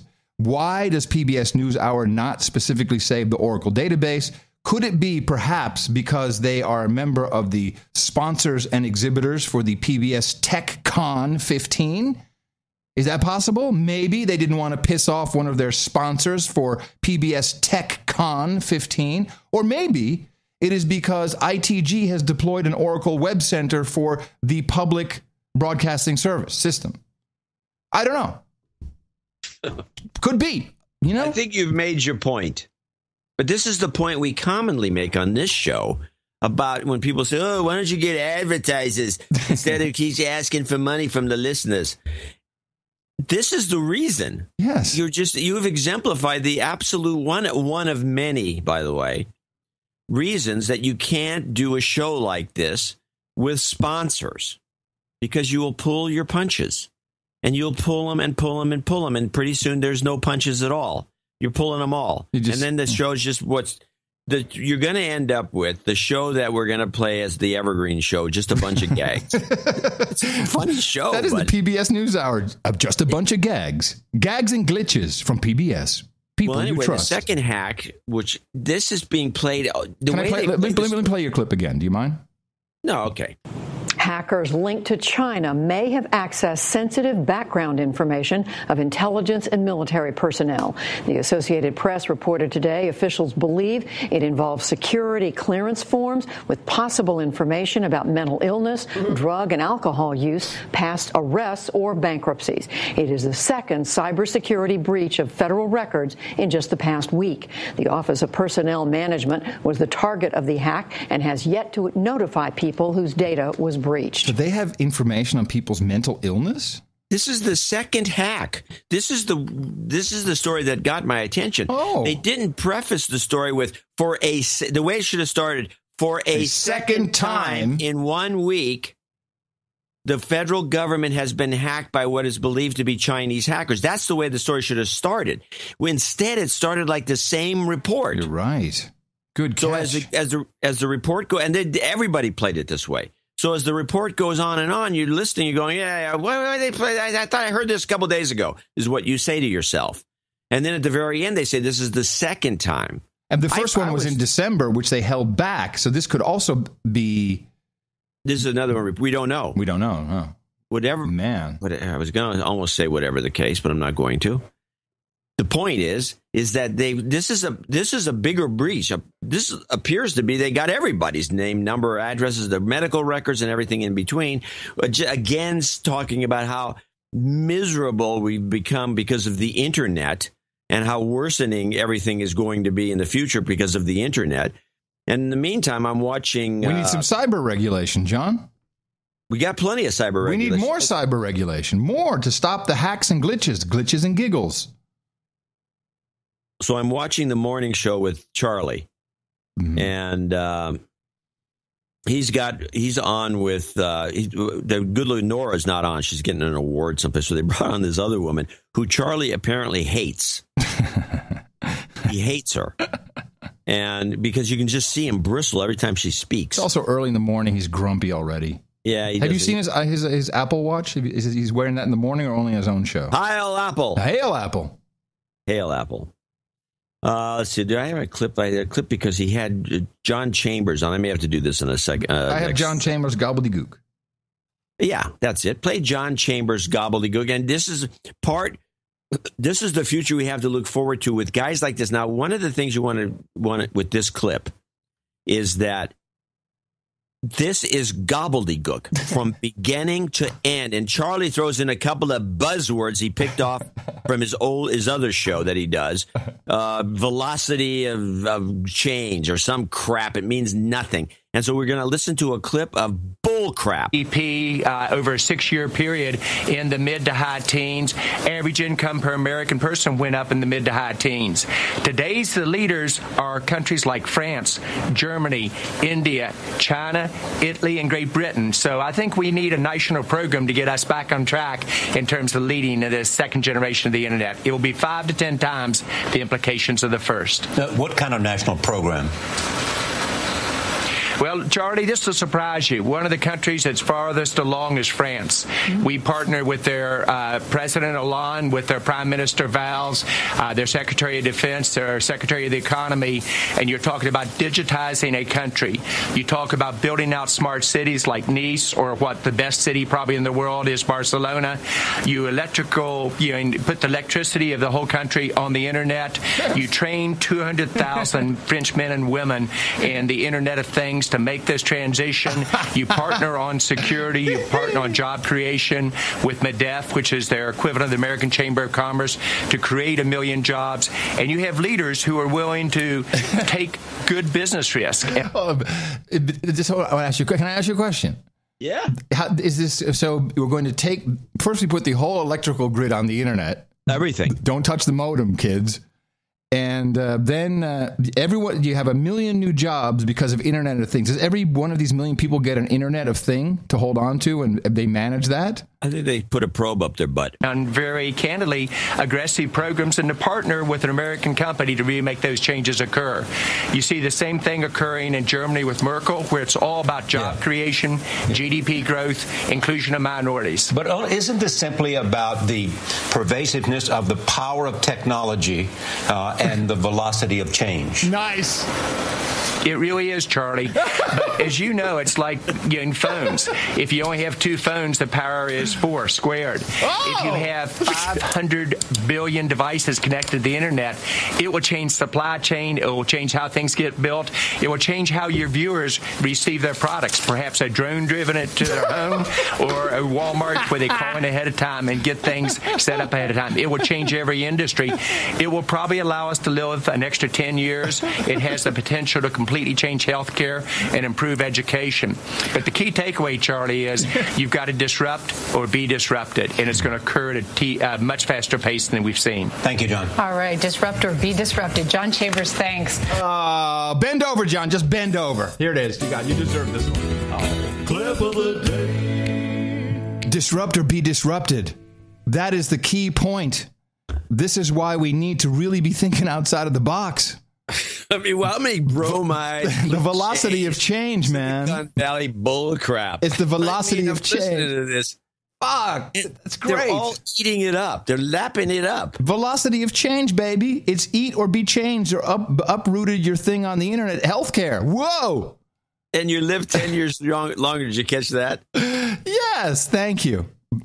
I'm waiting for my power on the internet. That's what I've heard of internet over power lines, but completely new and very exciting technology is power over internet. I love it. I'm going to show my support by donating to No Agenda. Imagine all the people who could do that. Oh yeah, that'd be fab. Yeah, on No Agenda in the morning. And I want you to know, if you have 2 phones, you've got 4 phones squared. What was he talking about? And he jumps from that to 500 billion devices. Okay. They said 5 billion, which is already attached, I'm sure. We're way beyond 5 billion. No, at the end, when he did said 500 billion? Yeah. Yeah. This is nuts. It's just nuts. He's like insane. And everyone, change or be changed. This is like more of this mind control nonsense. I just want to shoot myself when I hear this stuff. This is. Well, we want to not shoot our supporters, including Carter Blumeyer from Windermere, Florida, $123.45. Sir Boyd of West Oz, Western Australia, Perth to be exact. Nice. Our favorite town in Australia, even though I've never been there. $101.01. Sir Jason Southwell in Pompano Beach, Florida, $100 even. James Green, $99.99. Sugar Hill, Georgia. Now, this is his first birthday. We have him down for a birthday call out, and so is Carter, by the way. You got one, too. And D.H. Slammer does, too, for $77.77. Well, it's for his D.H. Slammer and Dame Bang Bang's son, Andrew. Yeah. Master Andrew. For his 7th orbit around the sun. It's an interesting way of putting it. Juan Rios in Rotterdam, $76.54. Last news that finally got me. I want to thank you for the best podcast in the universe. I hope I can continue contributing to keep the show alive. Groetjes uit Rotterdam from Juan, and I will again commend you on the newsletter. And I agree. Stop the clubbing of baby seals and donate to No Agenda. Genius. You know, I had to look. I looked at that a couple of times. I had stop the clubbing of baby seals, donate to No Agenda. I had to. You had to reword it. I know. Because of the legality of making it sound as though if you donate to No Agenda, the seal clubbing will stop. Even though we know it is true. Well, probably. People think twice. They listen to our show. Wesley Forney in Las Cruces, New Mexico, 7373. 7373, KG5, FC0. 73, KF5, SLM. You know, people must be listening to the show going, what? Nah, they don't. I think they've stopped doing that. Hugh McKay in Kerwood, Ontario, Canada, 7272. This is all from 7373. Wicked Good Vintage Goods. Wicked. This guy's is in New Hampshire. Yep, Wicked Good is a term only used in the New England area. Wicked Good. 5510, double nickels on the dime. Also for Philip Clapham in Sydney, New South Wales, Australia. Sydney, Australia. James Moore, right down the street from me here in San Pablo, California, 55. Sir Kevin Payne, Richmond, Virginia, 5069. And the rest of these people are all $50 donors. John Haller in Missoula, Montana. Sean Reiser in Woodside, New York. Sir Mike Westerfield, parts unknown. Brandon Savoy, 50. Patricia Worthington, Miami, Florida. Jakub Wojciak in North Vancouver, BC. We love our Canadian friends. Jose Flores in Houston, Texas. And that's all we got for today's show. Show 7:30. I hope we can pick it up a little bit for show 731 coming up next Thursday. And thank you to all of our knights, dames, to our monthlies, our subscription peeps, everybody coming in under the $50 level. Yes, peeps. Everyone coming in under the $50 level, mainly for anonymity reasons. But as we even heard on Thursday, 3333 can get you to knighthood. 18 months and you're there. And we do have one knighting today. And just thank you all very much. Oh, we should probably do a jobs karma. That's always. No, we didn't get any requests. Nah, but you know, there might be one in there we didn't read. Jobs, and jobs. Let's vote for jobs. You've got karma. And as John said, we got a show coming up on Thursday. Please remember us at Dvorak.org/NA.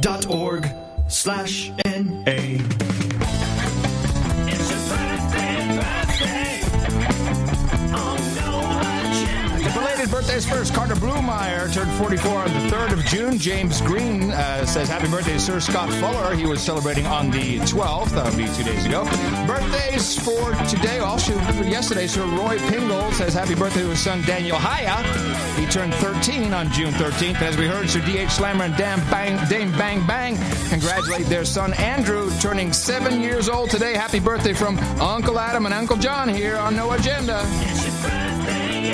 So we have Peggy Britton, who will be damed today. So we ask her to step up onto the podium. John, little higher with the sword. She's tall. Yeah. Okay, very good. Peggy Britton, step on up. You have been bestowed with one of the greatest honors that we have available to you. For donations in the amount of $1,000 or more, we are very pleased to pronounceate the Dame of the No Agenda Roundtable, and we hereby call you Dame. Yeah, no. For you, we have, by special request, cheap wine and chili dogs, hookers and blow, Red Boys and Chardonnay, root beer and pepperoni pizza, whiskey and wet wipes, opium and warm orange juice, hot pants and booze, Rubenesque women and rosé, and always mutton and mead. And Dame, head on over to noagendanation.com/rings and enter your information. Eric, the shill will get that out to you post haste. And thank you all very much for keeping the show on the air without having to compromise ourselves like PBS NewsHour because our Oracle might turn off our database or might not attend TechCon. TechCon with emphasis on con. TechCon 2015 TechCon. PBS sponsors TechCon. Learn all. It's a sales job. It's disgusting what these people do. What does that have to do with public broadcasting? TechCon. But TechCon? Yeah. Nothing. So they're going to have Neil deGrasse Tyson on. Oh, yeah, of course. Yeah. I was watching the hearing on the Hill regarding the budget for the Department of HES, which is Health and Human Services. Now, the secretary, we have a new secretary since, what's her face, resigned over. Yeah, we've seen her before. She's the one, the dog, I wouldn't call her dog face, but she's got that. What is it like? I disagree. She's got that dog tired. No, her eyes are like on the outside. They're down. She looks like she looks like a beaten dog. That's what she reminds me of. I gotta. She looks sad. She looks like a sad person. Well, yeah, she may look sad. Okay, I'll give you sad, but she doesn't look not a dog face. I wouldn't. What's her name? Is Sylvia? It's a bad dog face. She's pretty. Her name is Sylvia Matthews Burwell. I don't recall if we looked into her previously. We've talked about her before, but not to an extreme. I would like to consult the Book of Knowledge and tell you a bit about this woman. Yeah, she does have kind of a sad dog face, doesn't she? Kind of like, oh well. She reminds me of a. I'll take dry food. She has a Basset Hound face. Yeah. I want to. I'll take dry food. It's okay. Anything. She's born in 1965. Now. She was previously the director of the White House Office of Management and Budget. She was president of the Walmart Foundation. She was president of the Global Development Program of the Mel and Belinda Gates Foundation. While she was there, her program focused on combating world poverty through agricultural development. Yeah, we know what that means. Monsanto. Financial services for the poor, which is cell phone networks. Chief Operating Officer and Executive Director of the Foundation before its organization 2006. And she's a smarty. One of the 50 Women to Watch on Wall Street Journal. So she knows what she's talking about. And a question came up about the prescriptions in the United States of Gitmo Nation of opioids. Now, these are prescriptions that people pick up and take, not what you get in the hospital. So what would that be? Oxy? Mostly Oxy. Mostly Oxy. And that's that category. How many prescriptions do you think there are on an annual basis for opioids in the United States? Prescriptions that you take in pills? Yeah. I would guess 10 million. 10 million. And of course, a lot of people wind up switching to heroin, which is cheaper. Yeah, it does the same thing too. And it's a little more. It's a little cooler. You know, you get to do it in the bathrooms, clandestine with a syringe. Yeah. It's cool. It's cool. Creepier. All the kids are doing. All the kids are doing it. In our budget, there is $99 million additional dollars to implement an evidence-based strategy on the problem. Let's just quickly touch on the problem. When we think about the problem, as you articulated in your district across the country, opioid and overdose deaths have exceeded the number of deaths from car accidents or any other accidental death. Now, I always like these kinds of statistics because we are mostly afraid of ISIS. ISIS is going to kill us. Yeah, I think ISIS has killed a couple people. Yeah, sure, it's good. Beheaded some, so-called beheadings. But now, how many car accidents are there? 40,000.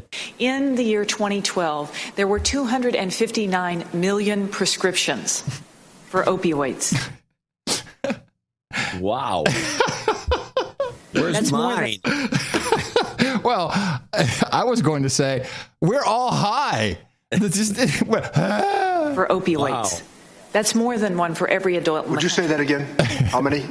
Over 250 million prescriptions in 2012 for opioids. And you know it's got to be better now. 3 years later. 259 million prescriptions. Everybody's high. Everybody's high. This is fantastic. No wonder. And what can we do? What can we do to combat this?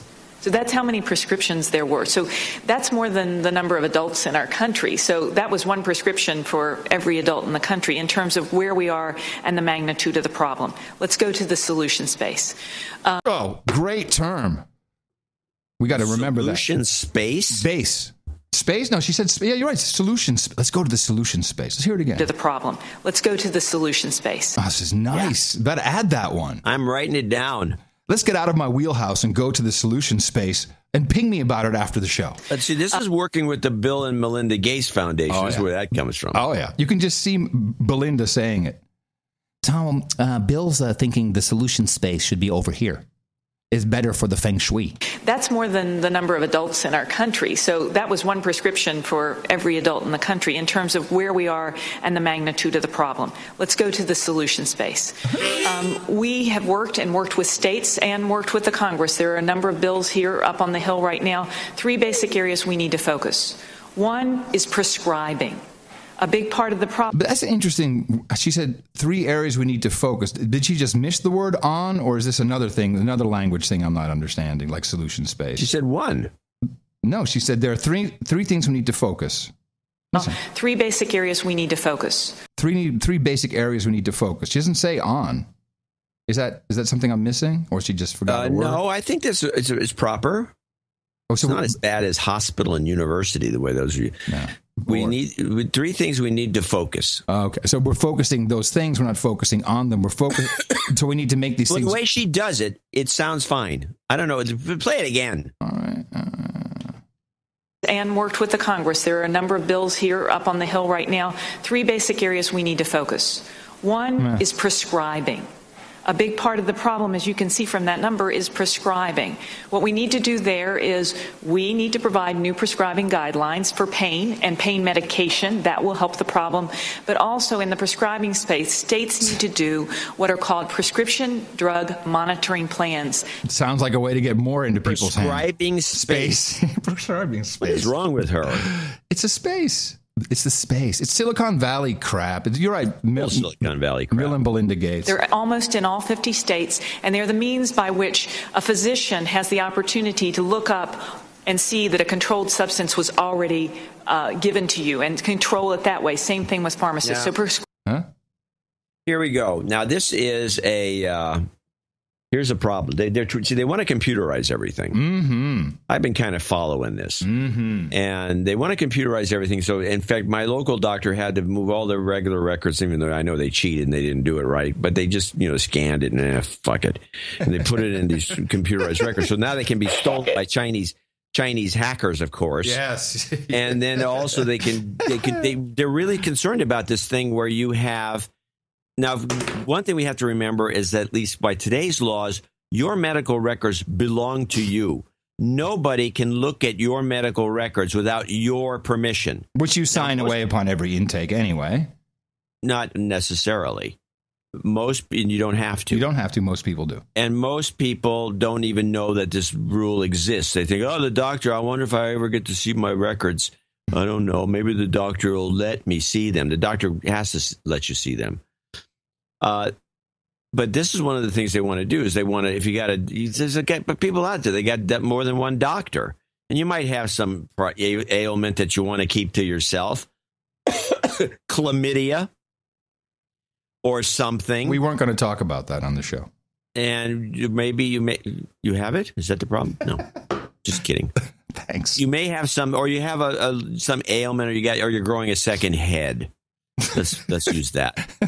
And you have a neighbor who's a doctor, who's a good friend of yours, and he's treating you. Hey, neighbor, I got this other head growing here. He's got a head growing, and your neighbor's helping you because he's a doctor. He can prescribe stuff, but you want to keep it a secret because you don't want it getting out that you have a second head growing. Yeah, because you're trying to hide it under your jacket and stuff. So you go to your regular doctor, or the guy you normally see for minor things, and you don't want he's one of the guys. It's a chatterbox. You don't want him talking about it either. You don't want it out in the open. You don't want it in public domain. You don't want the Chinese hackers to getting hold of this information. But that's not the way they see it. They want everything out there. So why? Well, maybe the insurance companies will have a different schedule for you if you have a second head growing. Oh, yes. Insurance companies would love to get a hold of your medical records so they can say, oh, this guy, his numbers are terrible in his last blood test. Let's just jack up his rate. Mm-hmm. That's what this is. And that's just a horrible, horrible situation. And they're trying to make it sound as though everything, she's up there. Oh, maybe, we can look it up and see that you've been prescribed OxyContin from another doctor. So you're getting 2 doses of the OxyContin. No, you can't do that. That's not what this is about. It's about the insurance companies getting this document by making it seem that sharing information is good. It's not good. Even more egregious is her third solution space, which has been countered vigorously by Bad Chad there in Colorado in the Boulders area. And here it is. Already given to you and control it that way. Same thing with pharmacists. So prescribing is number one. Number two is the use of naloxone, which is a very important drug that actually stops death when there is overdose, and making sure that first responders have access. Okay. This is the bring back to life injections, like an EpiPen for an overdose of heroin. It is mainly used for heroin. In fact, I think I'll have to look it up and see if more people die from heroin overdose or oxy overdose. It's the same thing, but it just comes in a different form. Bad Chad, who works, as a fireman, but he's really a medical first responder. He hates this because a large portion of heroin overdosers are on meth. And so you bring the sucker back to life who's OD'd, and then the effect of the heroin subsides, and then you have the Incredible Hulk in your vehicle who's completely crazed on meth, and the guy's like puking and blooding and trying to kick your ass. He would rather people would rather have these. Talked about this before. Yeah, it's horrendous. Oh. So he's like, it'd be better if he just died. Go away. Don't have to come the next time. He didn't say that. I'm paraphrasing my own interpretation. I don't want to get him in trouble. But there's a lot of people that are on meth, and then they take heroin, they go up, overdose, come back, and then they're back on meth. Not good. That is a very important part of that picture. Nick Kristof even had a piece about it this week. Oh, well, then that's good to go. If Nick Kristof, the CIA shill for the New York Times, wrote about it, had a piece on it, in the peace space. Number 3 is the issue of medicated-assisted treatment combined with behavioral issues, and making sure that we do treatment for those who are addicted. Yeah. Yeah, none of this is good. And meanwhile, Flocka is selling like hotcakes in Florida. It seems to be outstripping Why would cocaine. anybody use this stuff? If you just listen to a few of the descriptions of the kind of process you might go through if you take just a milligram too much. Yeah, you strip down naked, you start humping trees, and you go nuts. Flocka. I mean, it's humorous. It's great. It's entertaining. I like it. We could have a reality show, Flocka. This week on Flocka. This week in Flocka. Now you're talking. This week in Flocka. This week in Flocka. We might have to do that segment. This week in Flocka. All right, so we got that out of the way. Yeah, there's one other. This is from Dvorak Space. It's the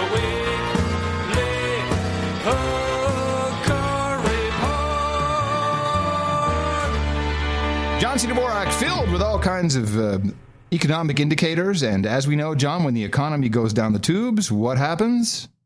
The hookers get cheaper and better looking. Correct, sir. In Tokyo, right now, the going price, according to the headline, oral sex now just $15 in Tokyo's red light district, thanks to bad economy. Wow. Nice. $15. That's best price. Best price. That would be in China. Well, we don't have any hooker reports from China yet.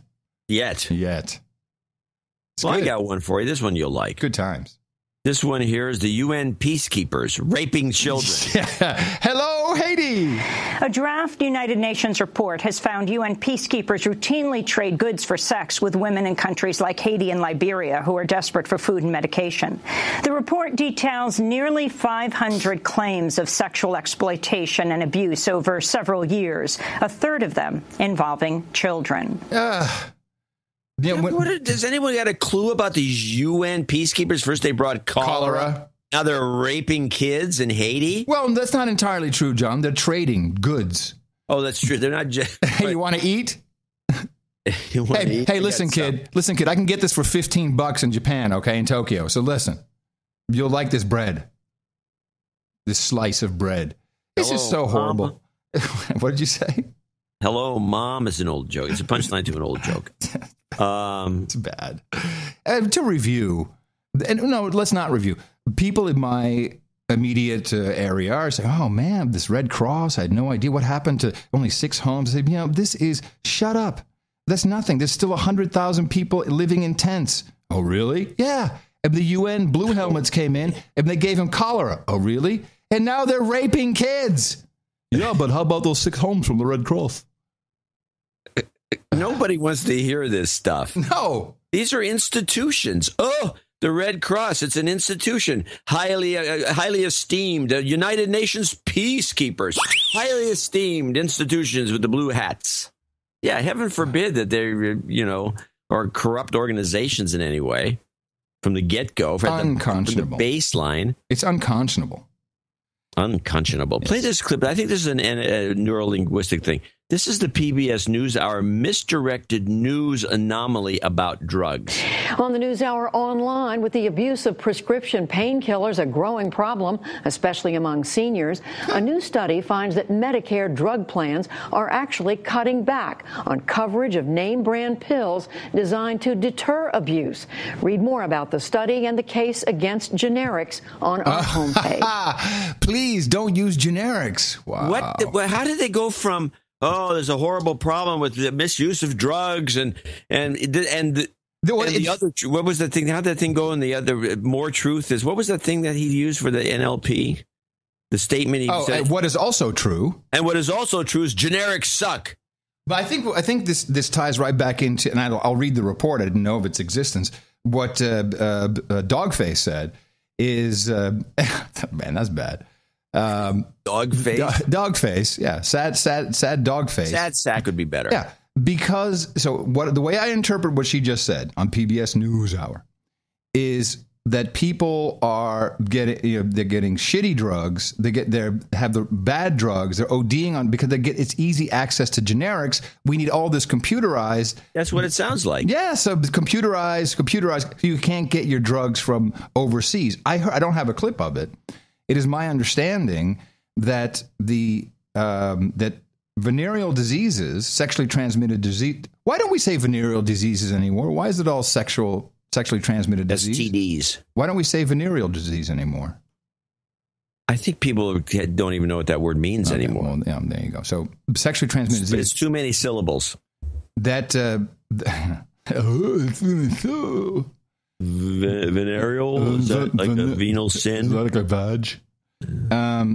That sexually transmitted disease are rampant in care homes for the elderly due to easy access to Viagra. Oh, that would make sense. Right? Yeah, you can get Viagra. Yeah. But you can't get anything else. If you can, it's expensive. Keep them happy. It's a giant ripoff. Keep them happy. Keep them happy. All right, now I think you'll like this. The Iron Dome, which we have sold to Israel. Right. Now, if you look around on that internet thing, careful because they're hooking the power up to it. So be very careful. Your browser might just fry. You cross wires. And we've discussed this, I believe, somewhere around the 600s in episode count. That there's lots of these demonstrations of you see these rockets go up, you hear the sirens, and then they kind of look like firecrackers, like and it just kind of you don't even see the incoming Hamas rocket. It's hard to find there is a video where it's a security cam video, and then you see like a truck drive by, and then you see one of those.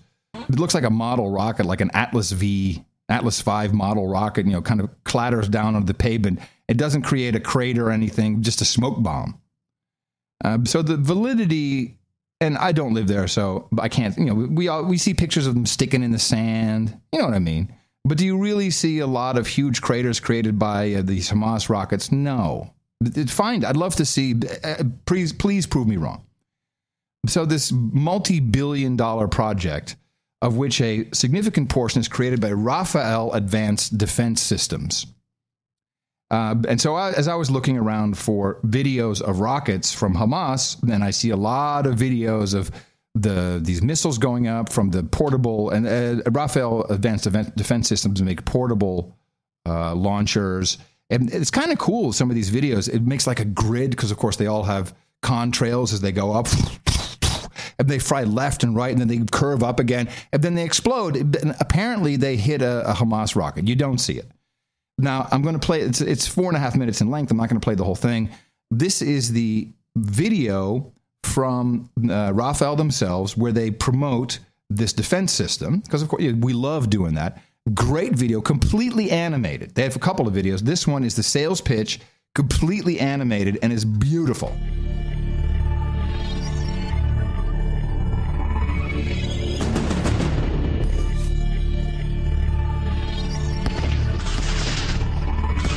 Short and medium-range rocket and artillery attacks are a lethal menace. They endanger the lives of hundreds of thousands of civilians and inflict heavy damages to property. They are becoming a strategic threat. With a wave of its innovative wand, Rafael has developed a first-of-its-kind counter-rocket artillery mortar CRAM system with pinpoint accuracy interceptors against asymmetric threats. Iron Dome. How cool is this? He says, great. I would, and when he says a wave of his magic wand, you see kind of like a Tony Stark. I'm imagining Zorro as Raphael. Well, you see a little animated guy, it's more like a Darth Vader with a cape, and he does, whoosh, and these little yellow streams of starlights go out and shoot the rockets down. Clip in the show. The clip's in the show notes, of course. A little more of this before we go to the payoff. Oh yeah, no, I'm You're all into it. Love it, and a trailer of a good movie. And the voiceover is fantastic. Death and destruction can be avoided. In an unprecedented short time, Raphael has met the challenge, offering an innovative CRAM system which has successfully passed a series of challenging tests against a wide variety of threats, proving its outstanding effectiveness. The system includes a Battle Management and Control Unit, BMC. The BMC, Battle Management and Control Unit. We do acronyms like nobody else's business. Detection and Tracking Radar.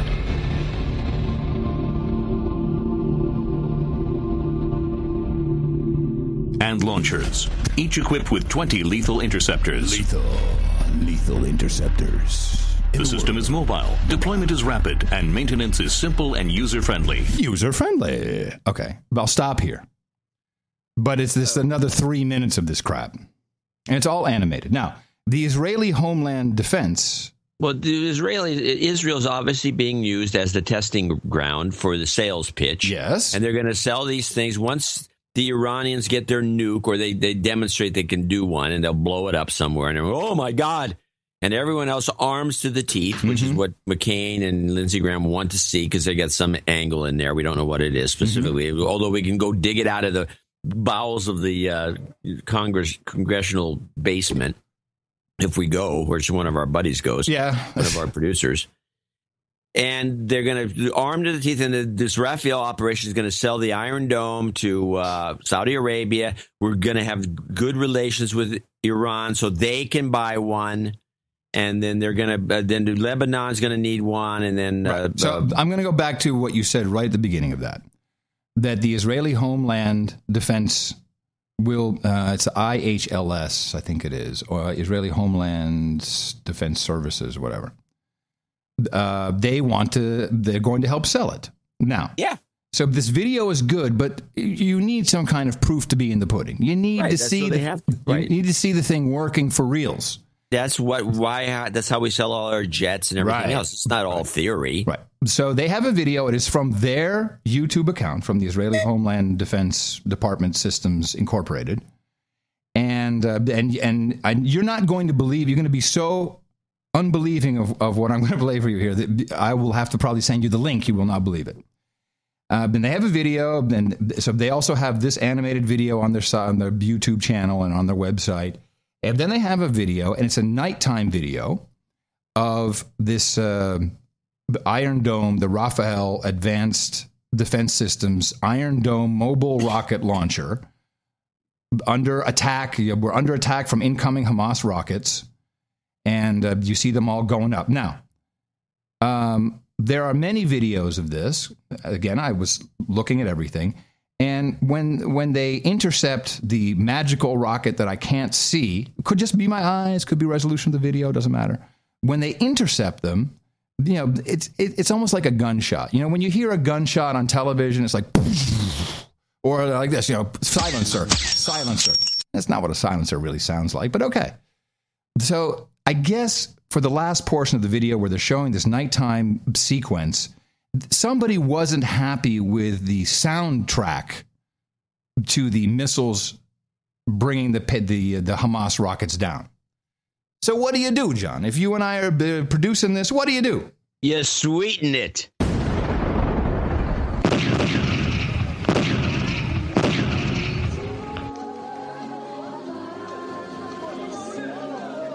I don't know if you could hear this. These are... It's a shotgun shot. It's a sound effect. Pew, pew, pew, pew. I think it was the exact same sound effects I was using in the burn down of the Club 33. It's a sound effect. This is insane. Pew, pew, pew, pew, pew, pew, pew, pew. Pew, pew, pew. it's the same one over and over again. No difference in distance, in timbre, nothing. Yeah, it's like from the exact same spot. They don't even vary the gain. For balance and nothing. Hey, what are you trying to query the deal? Yeah, you're screwing up our sales pitch, dude. Funny. Yeah. Well, this is going to continue. Money's to be made. Mm-hmm. And then they'll blow each other up. We don't care. Ultimately, it's all about money. Yeah, it's just be rebelized at the end, and boom, more money to be made rebuilding. Pew, pew. It's a bonanza. Pew, pew. Pew, pew.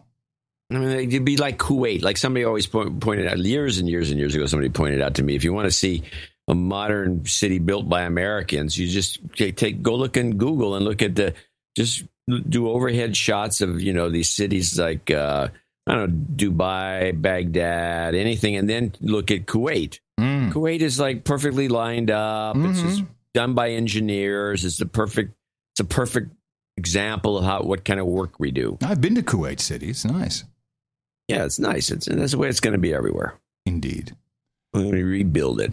All right, let me see if we have anything under Russia. Oh, yeah. Oh, man, I should have posted this picture for you. Darn it.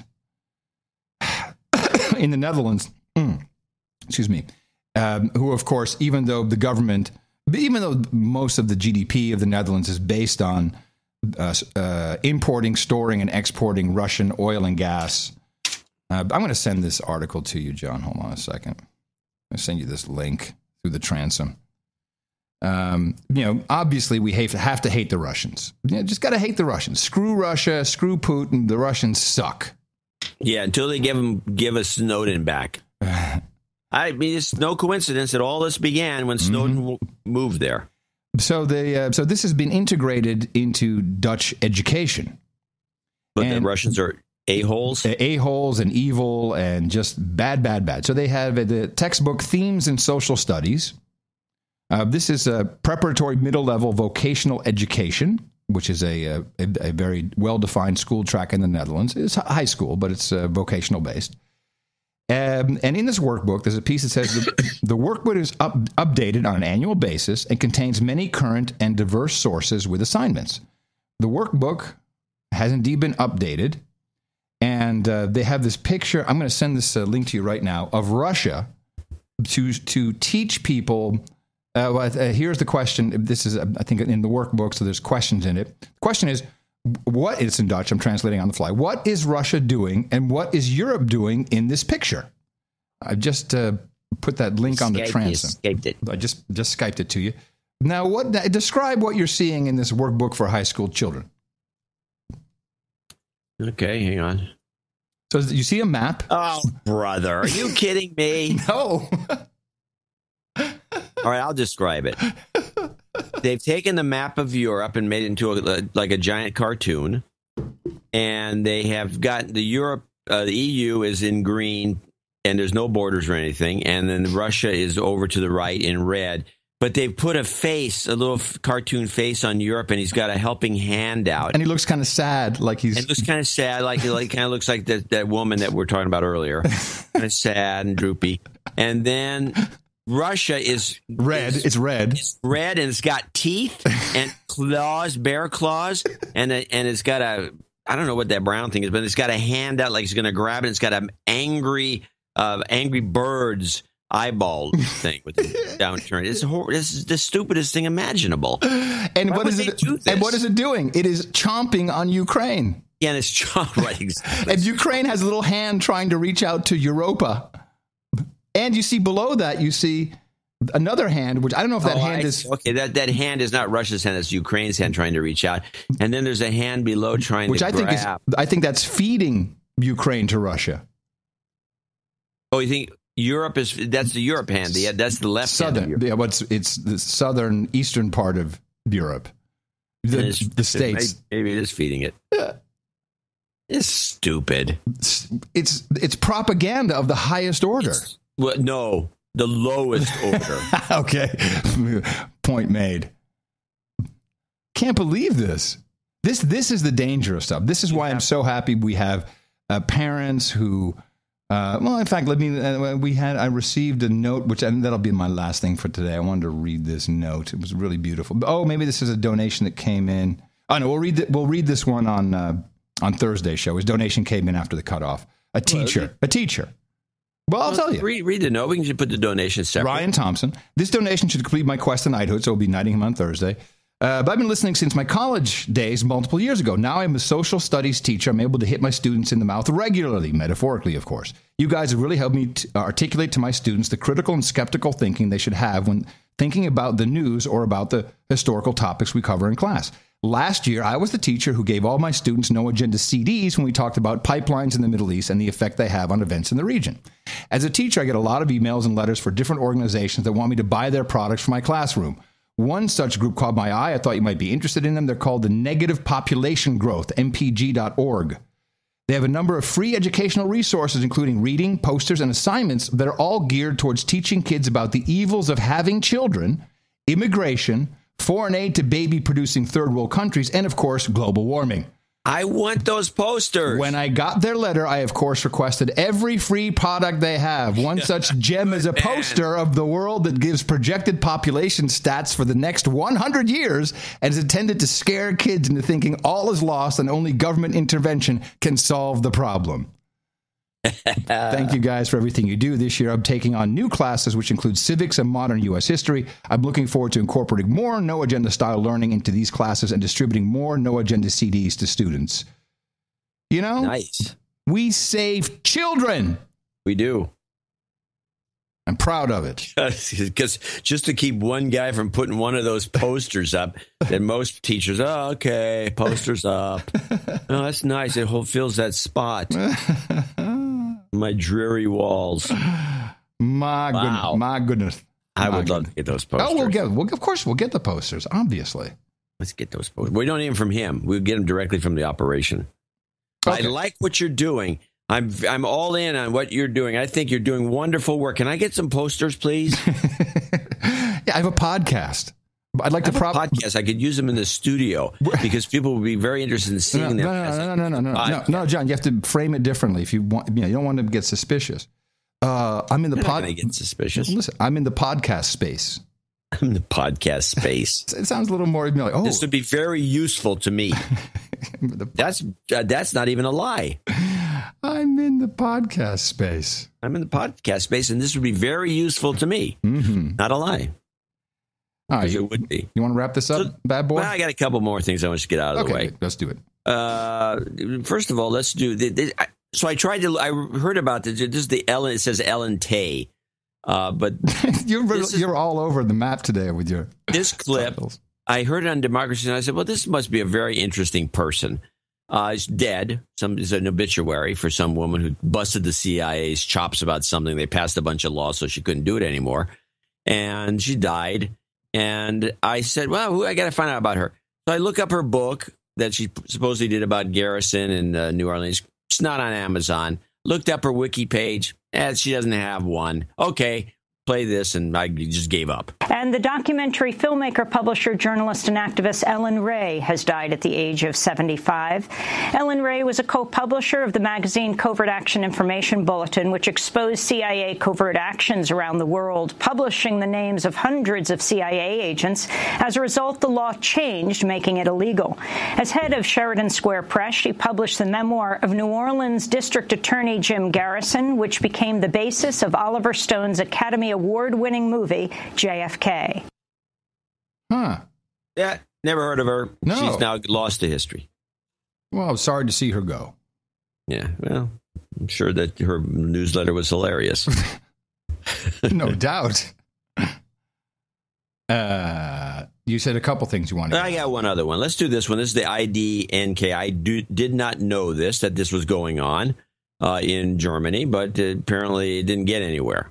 In Germany, prosecutors closed their investigation into the alleged tapping of Chancellor Angela Merkel's cell phone by the U.S. National Security Agency.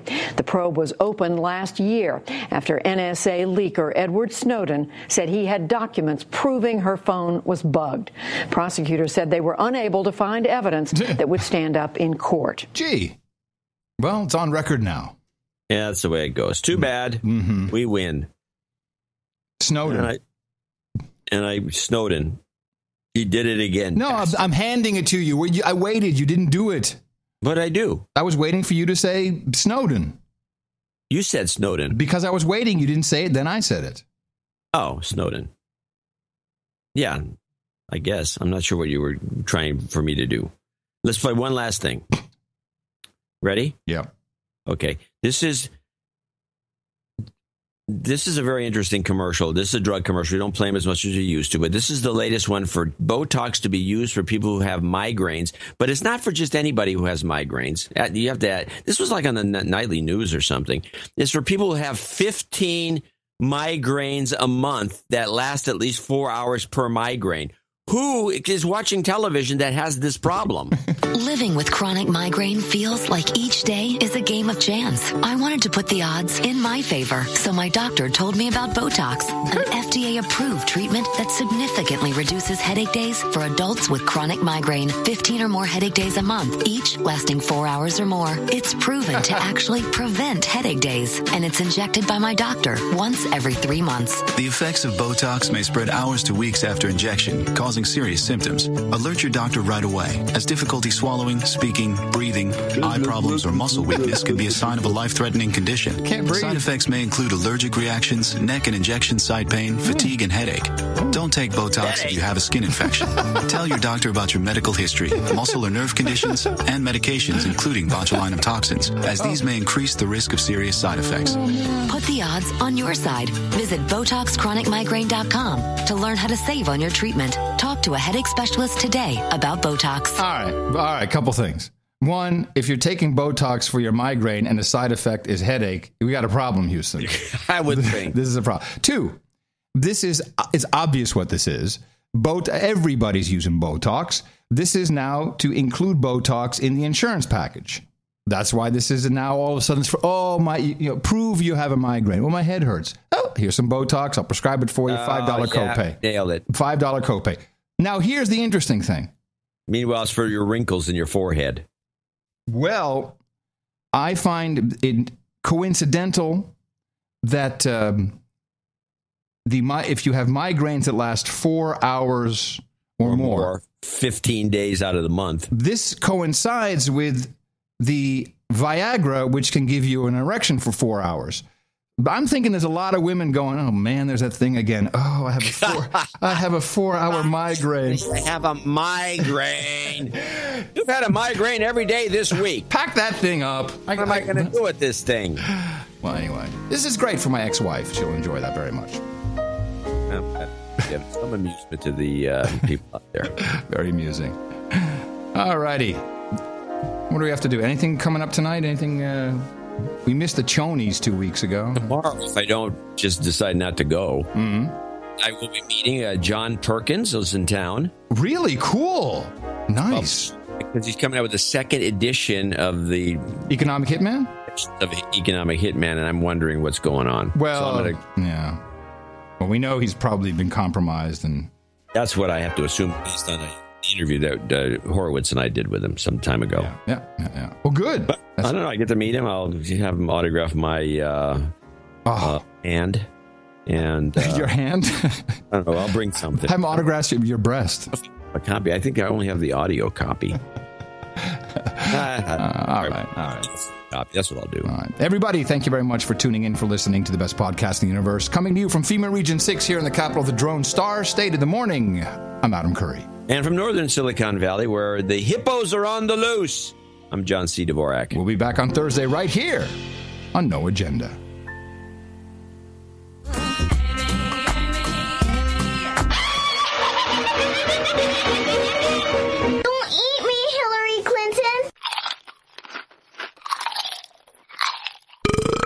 Almost too delicious to believe, my friend. Here in New York, the culture-jamming activist group The Yes Men protested Shell's plans to drill for oil in the Arctic by handing out ancient shaved ice from the remnants of the last icebergs of the North Pole. Fist bump. Amen. Fist bump. Do you hear Miles ridiculing my sass? What's THAS? Thigh plus ass equals THAS. And after 3 kids, my badge is like the Holland Tunnel.